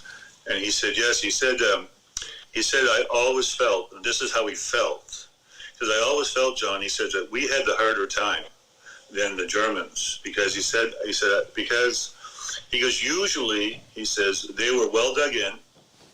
He said they had, they were well armed, and we were taking over land, and they were just defending us. So he said we were getting up out of our foxholes, that's what he called them, and we were advancing into the open ground, and they were dug in, and they had, they were bristling with machine guns and artillery and mortars, and of course riflemen. And he said, and so we were advancing in that, facing that all the time. And I always felt it was more difficult for us.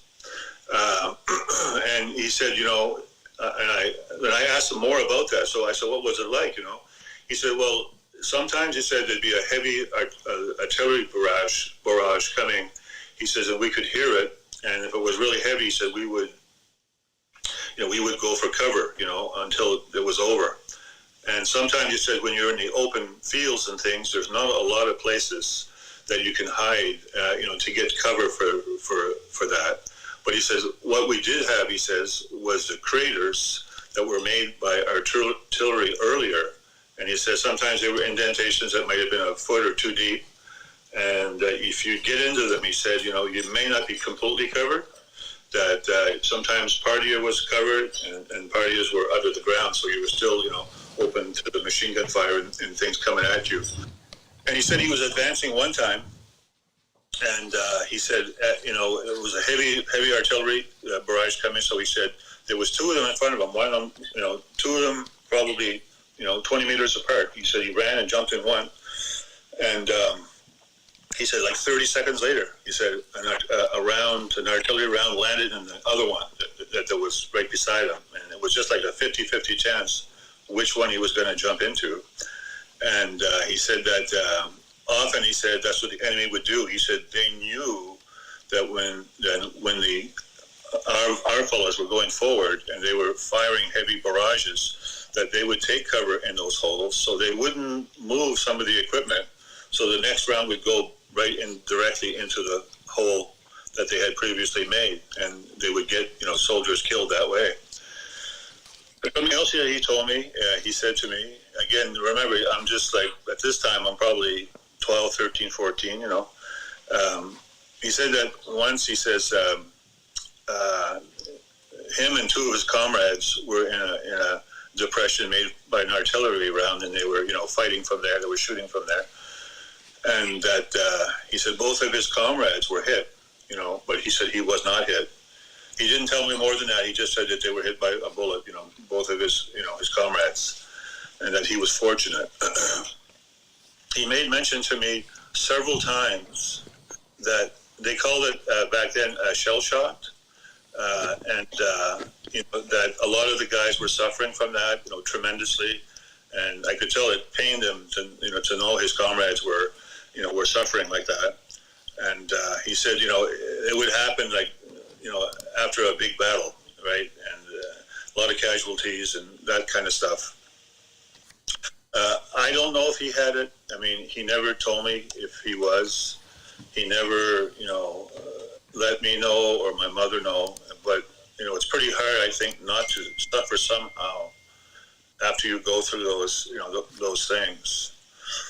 Another thing that he would mention to me, and I really remembered this, he mentioned it a few times, that he said when they liberated Holland, he said, and the children, seeing the Canadian soldiers, he said they would all come running. He said full tilt, like 15, 20 of them, all different ages. He says because they all knew that the soldiers had chocolate, and he says all the soldiers would give their chocolate to the children, right? He said, and they all enjoyed it, right? They all enjoyed that. I asked him, I said, what was the thing that you disliked most, or you were perhaps most fearful of, like, during all the battles that you were in? And he said to me the thing that, really concerned him the most, and he thought of a lot, that he did not want to be captured and a prisoner, like to the SS. He said it is something that he did not want, and it did scare him. I asked him two more items that I asked him, and I remember the answers. I asked him where he slept at night. I said, "Where do you sleep at night? Is there hotels or what? You know, just a boy, right?" And he said, "We slept right in the foxholes." He said, "You know," and I said, "Well, what if it's snowing or what if it's raining?" He said, "We slept right in our foxholes." And he said, "You know, sometimes if we could find a piece of roofing or some boards to put over our foxholes," he says, "it was a deluxe night." He said they really felt that they had a good evening type of thing, you know. And finally, I was writing these down as I was thinking about them. And finally, the last thing was he mentioned to me, and I've read this in some of the historical documents I've read of their brigade. Was like when they were in the front line. Sometimes, you know, at lunch hour, you know, they would get up and go back a little ways away from the front line. And there was a lot of soldiers, you know, lining up to have their lunch. They had big pots and things. And he said sometimes the Germans would, they knew that, and that they would fire an artillery barrage, you know, right at lunch hour to see perhaps if they could get a few soldiers or even more. And he said this one time, he said, you know, they had some direct hits right on the tables and right where the men were with artillery. And he said that there was quite a few casualties. And he mentioned to me, you know, he said that there was one chap, a friend of his, that he was hit in the inside thigh, pretty high, and right in there, there's a large artery, and the piece of shrapnel punctured that artery, and he said he bled to death in minutes. He said they were trying to do everything they possibly can, you know, to save his life, but I mean, these are 19, 20, 21, 22-year-old. So, and, you know, they just didn't know what to do, and, you know, he had passed away.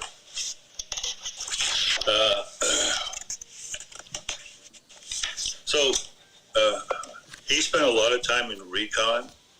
He was doing reconnaissance. He told me that, you know, all the time that they would, a small group of men, 8, 10, 12, whatever the commanders put together, they'd send them out, and they would go and recon the area to see where the enemy was, how many there was, all that kind of stuff. And they would come back and report. So, you know, they'd have that information. Excuse me.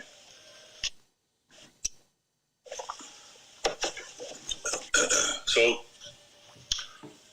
my father died in 2002. And after his death, you know, it was months later. I was by myself with my mother, and we were chatting.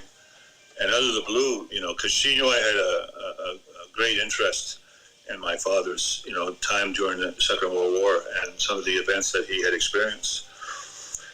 And she said to me, she said, "John," she said, "your father told me that there were 4 different times that he said to her that he knew that he was going to be dead in a short period of time, because the situation that he was in, there was no way for him to get out of it, and he could see that, you know, shortly his death was going to be there." And she told me 2 of them, and I wanted to know all 4 of them, and she said she would tell me, but we never were able to get the last 2 because of my own mother's death. She got ill and then she died. So I wasn't able to get the last 2, but I'll tell you about the 2 she told me about. And there were 2 events of both that were recon. And one was they were. I seen the picture of this area where they were. It was a very flat area, and there was a farmstead where, you know, my mother said there was like a farmhouse, and there was a couple of barns, and there was smaller buildings, you know, and then all around that farmstead, in all directions, it was flat, you know, because there was, you know, fields full of grain and all that kind of stuff. And there was one road going down by the house, and then kept on going. So they were working their way down the road, this group. I don't know how many, probably 10 or in that vicinity. And I did notice that on the road, on both sides, there were ditches, and the ditches were probably, you know, maybe 2 feet deep. So there was maybe some coverage. You could go there for for cover if if you had to. Anyways, they were going down the road, and then on one side there was a lot of forest. It was like 500 or 600 meters away from the farmhouse. There was a great big line of forest there. And they didn't know it, but there was a large group of the enemy, and they were dug in. They were prepared. They had, there was bristling with machine gun nests. There was mortar. There was a lot of riflemen. I don't know what else, but there was a lot of soldiers there. And as they were moving down the road, they opened up on them. I don't know how far they were to the houses, but they opened up and they made their way to the houses. My mother didn't tell me if someone was killed there or anything. She just said that they made their way to the houses, and they spent 3 or 4 hours in amongst those houses. And before they could get reinforcements and they brought tanks and things in, that those houses were leveled. There wasn't a stick left up. There was not even evidence that there was houses there. And Dad had said to my mother that he was sure that he was not going to get out of that. That was it. But he did. He did make it out of that. And he always expressed to my mother how grateful he was. Another time it was a similar thing where they went forward, and a small group of them, and they had been out for a while, and they ran into a large German group coming forward. I don't know if it was a whole regiment, but there was a large group, hundreds of them, that they ran into, and there was a firefight, and literally, Dad said to Mom that all his comrades were wounded, like they were all down, every one of them. He wasn't, and he was the last one, and they knew that they were focusing on him. They knew that where he was, and that they hadn't got him yet. And he said to my mother that the foxhole he was in, he said the top of it. He said the gunfire just hitting the back of it was continual. It didn't stop. He couldn't put his hand up without getting hit, several times. And he said to Mom, there was no way he could get out of that, and that he thought that this was going to, this is where his life was going to end. And they got close enough, he said, that, they had brought in flamethrowers, and I don't know, how close they were at that point, but he said they were trying to get him with the flamethrowers. It was pretty close, and it was just at that moment, he did not know this, but it was just at that moment that his own regiment, had heard the exchange of gunfire, and as soon as they heard that, they began to move forward, because they figured that their comrades were in trouble. So they moved forward, and Dad said to Mom, he said, all of a sudden his regiment engaged this group of Germans, and he said as soon as they started firing, as soon as his regiment started firing, he said everything stopped for him. No more bullets at the back of his foxhole. He said they were occupied with their regiment, with the Maisonneuves. So I don't know. I mean, that's where she finished it. So there are the 2 times that Dad had. There was 4 times, but there are the 2 times that she told me that he was not going to make it out. And I wish I would have known the other 2, but my mother had dementia. We hadn't talked about it for a number of years, and we lived in different cities. And then she got sick and she got dementia, so we weren't able to talk about it.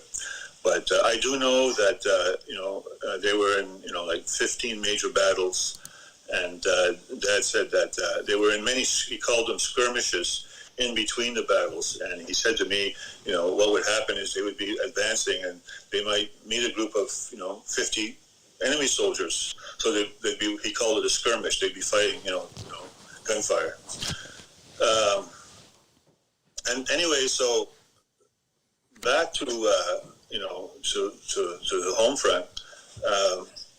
When the war ended, and my father was wounded, by the grenade in his leg, and the war ended, he was there for a couple of months in Europe, and once they were satisfied that they weren't going to be fighting, the Russians, because there was some problems there, he came back home, and all the 4 boys came home. They were all home, and they had made it back. And he was not home for very long, maybe for a week or several days. And he got a call from the church, not a call, but like a message for him to go to the church. And he did not know why. He had no idea why. And it seemed like an unusual, request, because it had never happened before. But obviously he went, and he got to the church and he met with the priest there, who had requested his audience, type of thing. And they went into a room, and the priest looked at him and he says, the reason why I brought you here, he goes, is, do you know why that you survived the war? Do you know why that you and your brothers all came back here?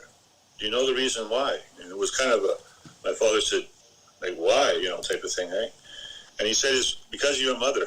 He says, your mother came to church every day while you boys were overseas. And every day she prayed for you boys to make it back home safely. And he says, you all did, and that's why you guys are all here. He said, there are families in our community that sent one boy overseas to fight, and he didn't make it back. But he says, all you 4 boys did, and he said, you need to recognize that and be grateful to your mother, for that, And, with all the research I've done, I completely believe that, and just because I know the intensity of the fighting and the violence that was there and everything, and they were so lucky. They all had families, and they all lived full lives. That's the story, Rob. Thank you, John. So when we settle on the name that we're going to make that little saw, every time somebody buys one of those and uses it, they'll remember this story. Yeah, I hope so. I hope so. Thank you to you. Thank you to your family. And thank you to your dad.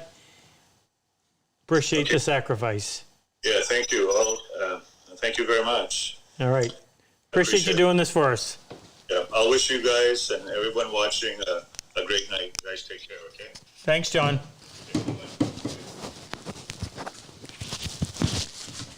Question, Frick.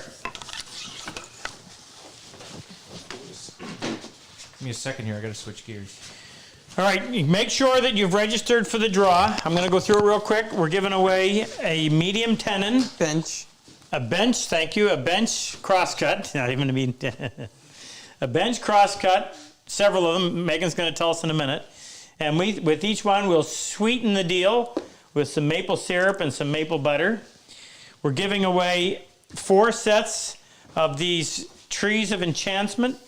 A winter one, a Christmas one, a family one, and a peace one. And I might mention, oh, by the way, there's the saw. Thank you, Ken. There's the bench crosscut. So I use the same handle on every saw. So as you get different saws, you always have the exact same grip. Thanks for doing that, Ken. So And- about the Yes. trees of enchantment, they are available on Moose's Yeah, website. I was just going to say, so if you're jealous because you didn't win and you would like to get something nice like this, Or you if you're can, looking for something to give your wife. or if you're looking for something to give your wife, always looking for great ideas. Or if you want a dead cat sweater, which is becoming the hottest thing. If you don't have a dead cat sweater, Literally. you're not an animal lover. Or a plaid. Nothing says Canada like plaid. Or the X-rated naughty girl. Oh, wait. No. There we go. Or if you want to be the boss or the captain, check out Moose's website, patsecretgarden.com. We'll put the address on there. We certainly appreciate his support. And special promotion this weekend, free shipping, coupon code 71. And that's not Moose's age. Yeah, it was one time. A long time. Yes. So make sure you get in for the draw. We're going to do the draw at the end. Frick, you got a question now? I do. Let's have it. All right. This one comes from Mike Curry in Delavan, Wisconsin. Hi, Mike. Wisconsin is WI, right? Yes, it is. Okay. WI. Good guess. All right. He says, I've been told that a small amount of phlegm, about 5 degrees, on a ripped saw tooth makes it easier to rip difficult woods. Is this just a old woodworker's tale, or is there some truth to it? I think so. But I've never played around with it, Mike, so I can't give you an answer. But you know, it's if you do a little bit of practice, and it doesn't take a ton. I've been told that a proper dovetail saw, the brass back needs to be folded so that the blade is in tension, blah, blah. Let me tell you something. If you can cut that easily and end up with a surface that smooth that allows you to put a joint together where you can see no gaps, my question is, why would you need to go beyond that? It's like my sharpening method. Check out our 32 seconds to sharp video. I'll get Luther to put a link in there. If I can get an edge in 32 seconds that will produce a surface that you cannot improve to where your unaided hand or eye can tell the difference, why go any further? It's called law of diminishing return. Don't waste your time. So I can't answer the question on your flame, but I don't think so. Next. So I think you just answered the next question from Scott Hobbs in Iowa. Hi, Scott. Who says, why should I pay $130 over the price of a Lee Nielsen dovetail saw for your dovetail saw? Can you explain why yours is worth $130 more? Yep, I can indeed.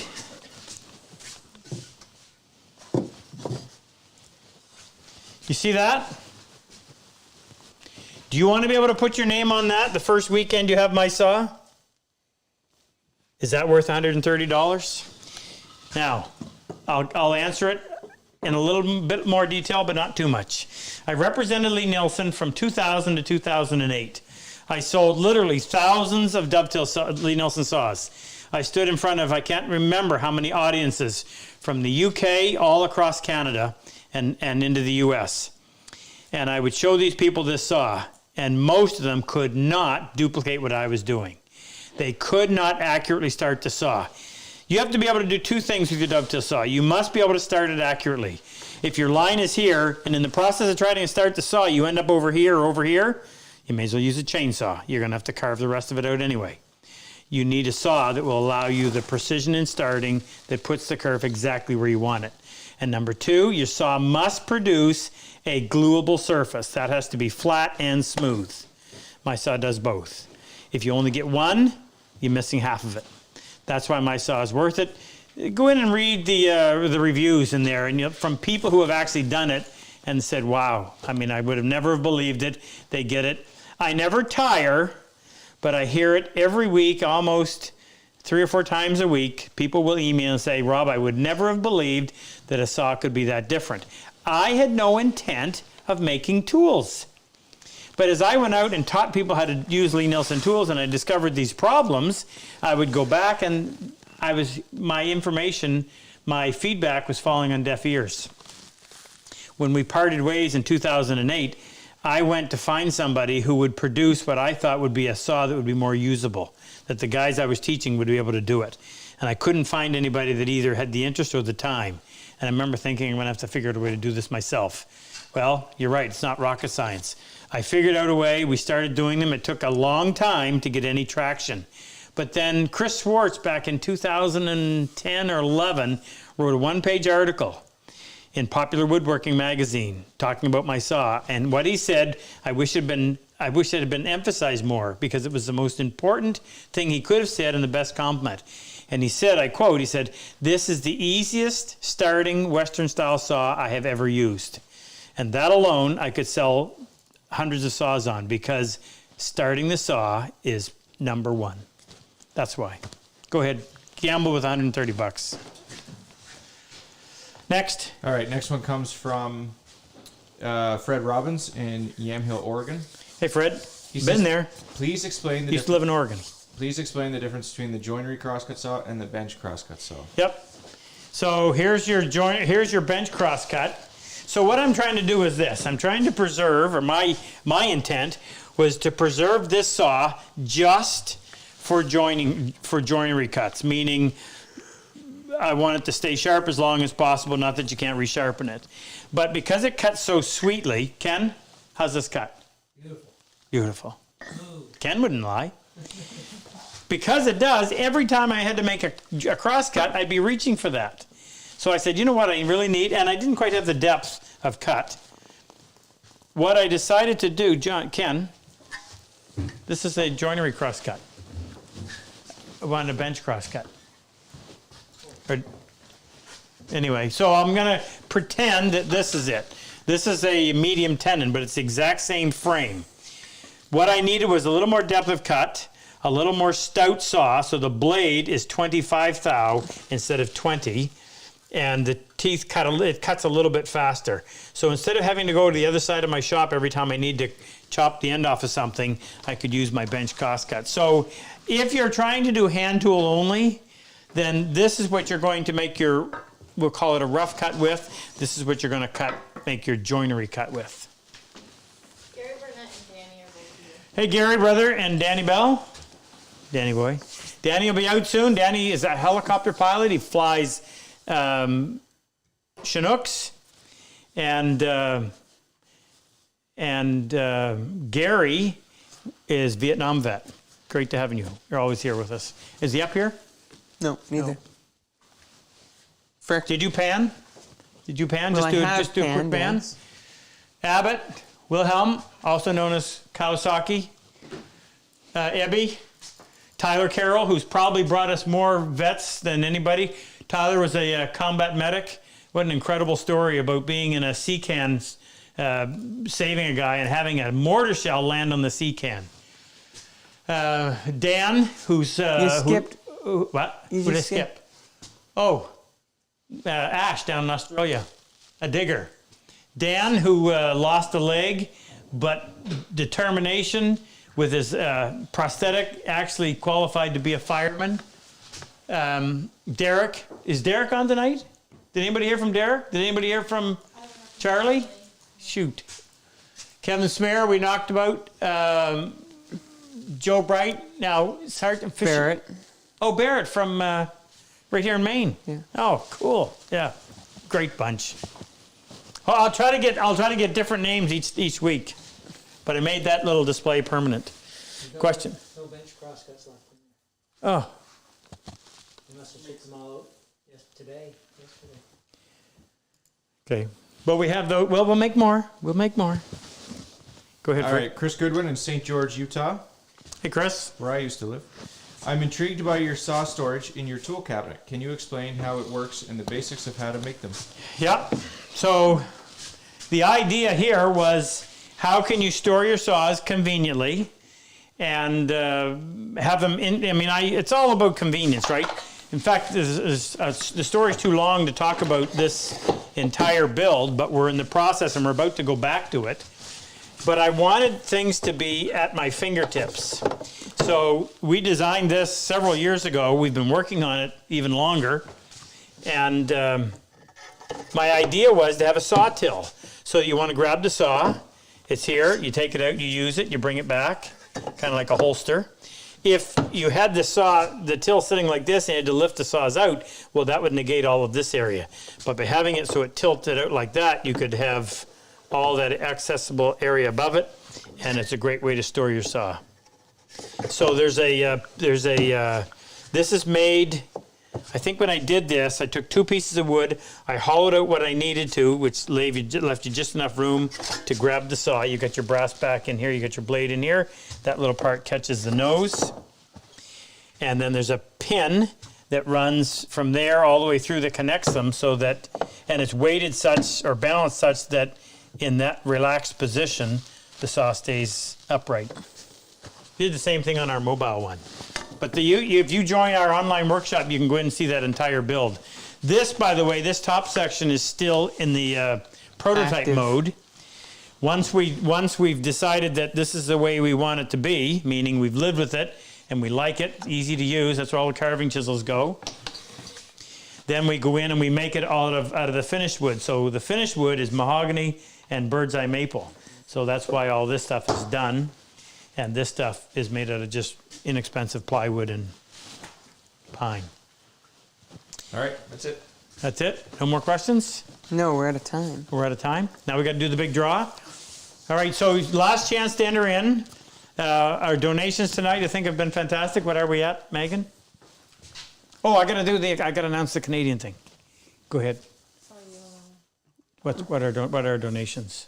We're at 5805. So $200 more, and we're gonna give away another saw. We'll hit it. Okay, so while I'm telling you about this, donate 200 more so we can give away another saw. Gonna be a lot of prizes going out tonight. So here's the deal. I'm really worried about when they're gonna open the border. As I mentioned, all of our classes from 2020 get moved to 2021. We added an extra class. I still don't know what's gonna happen. So we decided that in middle May, we haven't quite settled on a date yet, we are going to run a class. We have what's called the Atlantic Bubble. Covers 4 provinces: New Brunswick, Nova Scotia, Prince Edward Island, Newfoundland. If you live within that area, you can travel within any of those 4 provinces and you don't have to quarantine. In case you don't know this, if you were to come in from any other province into our province, or any of those other 3, or if you were to come in from the US, you have to self-quarantine for 14 days. Now, Megan, what do they do when what happens? They call you, they visit you? They show up at your door. They call you every single day. Yeah, it's a big deal. And there are serious fines if you're caught. $1 million. It's $1 million fine if you're caught. No. And yeah. 1 million? $1 million. Really? So they're taking it serious. So obviously you can't come in from outside the province unless you're in those 4 provinces. So we're going to do a class. We're going to do a PHP, Training the Hand workshop, same class, but it'll be just for those people within that area, or anybody that wants to come in and wait 2 weeks, because we certainly wouldn't say no to you. So we've been asking and getting vets, combat wounded vets within this area to apply. Super Dave tells me we've had some fantastic applications, so we'll go through that selection process in plenty of time. We don't have quite the same problems we have normally where we have to arrange plane tickets, but we will have 7 open spots for civilians who want to come and take the class. Remember, we cover airfare if needed. If you're a civilian, your $2,000, US $2,000 tuition covers your 6 days of training and 3 meals a day, and we stuff you. You will gain weight, except for the fact that we work you so hard, you'll lose some of it. So that's what I want to tell you. We will post a date as soon as we can get everything, all the I's dotted and the T's crossed, but it'll be, expect sometime in the middle of May. All right, did we make it? Well, no. Here's what we're giving away tonight. We're giving away a bench crosscut saw, a bottle of maple syrup, and a maple butter for every $1,000 increment in donations. We're giving away 4 sets of, remember, wood is good, the Tree of Enchantment. Thank you to compliments to Moose. We're giving away a dead cat sweater. Of course, when your name is drawn, you'll contact us and tell us what size you want. We're giving away the Happy Couple set, which, what happened to it? Is that the one you took, Frick? No, I have the Naughty Girl. Yeah, that's it. That's the other half of the set. Oh, well then yes. So the captain's always right hoodie with the Naughty Girl shirt. We're giving away the O Canada plaid, and I think that's it. So 1, 2, 3, 4, 5, 6, 7, 8, 9, 10, 11, 12, 13, I don't know. Shouldn't take any time at all. Well, Okay, you ready? and just so you know, your chances of winning this evening are 1 in 609. That's good. All right? Megan? No, it's actually, no, it's not. That's how many people have entered the draw. Right, but It's higher than that. we're giving out, Okay, 12. fine. yeah, I'm not good doing- on math, I'm aren't not- you? Well, I forgot that. We didn't make it, how far away are we? The same. Same? Oh, we got $25. So how many, what's the number? 5,830. 5,835. So we're giving away 5 saws and maple syrup kits. I mean, you can buy the maple syrup on their site too if you don't get lucky and win. All right. I mean, after that demonstration, I don't know how they couldn't. All right, let's go. Yeah. Winner number 1 is... Wait a minute, what are we doing first? Let's save the saws for It's a last. good thing he hasn't scrolled. Let's start off with, we'll start off with the husband and wife, the captain's always right, and the Naughty Girl shirt. So that's the first one. Who's it going to? Somebody keeping track of this? Nope. Go Well, ahead. we have the video. The winner is Scott Hobbs, who asked one of our questions, I think, earlier. Congratulations, Scott. Where's he from? Iowa. Iowa? He was the one who asked About the why he should pay $130. You guys should get a free shirt. But Yeah. He There you almost, go, he almost Scott. won the song. All right, congratulations, Scott. Okay, and the O Canada plaid, modeled by Megan. From that goes to Don LaValle Hey, Don, in New York. New York, wear it proudly. And the Dead Cat sweater, That goes to Clarence Beatty Jr. in United States. congratulations, Small Clarence. place. Yeah. The Enchanted Forest, Peace, Enchanted Forest. Chanted. Tree of Enchantment, sorry. Danny Scott, also in the United States. Danny Scott, I think I know Danny. He just placed an order. Tree of Enchantment family. Rick McKinnon in Ontario, Canada. Hey, Rick. Tree of Enchantment Christmas. How seasonal. Don Davey in Saskatchewan, Two Canada. Canadians, Dan. And Tree of Enchantment Winter. Somebody in Winnipeg. Let's see. I think Saskatchewan's pretty close. Ontario. Ontario? Rick Who- Rick who- Foster. Rick Foster? Okay, so that leaves us with 5 saws. 5 sweet saws, no pun intended. Saw number 1. Is going to Bob Morrison, Tennessee. Bob, congratulations. Okay, 6 saws. Okay, 6 saws. Who did that? Thomas McCann. Thank you, Tom. Saw 2 goes to Donald Smith in Owasso, Michigan, USA. Don, Don congratulations. Smith, Number 3. yeah. Andrew Brown in Augusta, Georgia. Congratulations, Andrew. Number 4. Gary Peterson in Sandy Springs, Georgia. Congratulations, Gary. Number 5. David Peterson in Saratoga, California. Congratulations, Peter. And number 6. This is the last one. Last but not least, winner is David Cads in Maryland, USA. Congratulations, David. Nathan must be behind. Pardon? Oh, he just commented back to someone. He's like, we've not started the draw yet, so you can make it into tonight's draw. Yeah, I noticed he's a little behind. He must have joined late and started over. Luther. Oh, Luther. Oh, Luther, yeah. He's like, we haven't started the draw Don't make yet. fun of Luther. Was Super Dave on tonight? Yeah, Yes, he he was. was. So, special shout Danny out. want to come quarantine. Pardon? Him and Danny want to come quarantine together. Come, boys. Come. Quarantine with us. I want a special note to Super Dave. Super Dave Benson is salt of the earth. He takes care of our combat wounded vets for half of the program, and Luther takes care of it for the other half. Those 2 guys make this program work. And just great having them here. Wish they could be here. And Luther, you know how much we appreciate you and how much work you do. And our program works because of Luther and Super Dave and all the other people that work in here. Special thanks to Frick and Rex and Jake and Megan and Moose and Ken and Nick and Erica. I remembered them all. Okay, we will see you in 2 weeks. Real quick, if you know a World War II vet, we'd love to honor them on here. Please contact us through our site. Luther will be in touch with you. We would be absolutely thrilled to be able to do that. Thank you to all of the donations.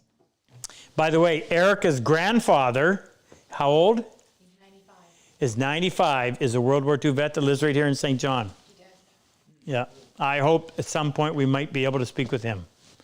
All right, have a great, are they going to have Thanksgiving? They're not going to have Thanksgiving before we're back, are we? Yes, they are. 26. Happy Thanksgiving to our American friends. We're going to eat turkey in your memory. See you.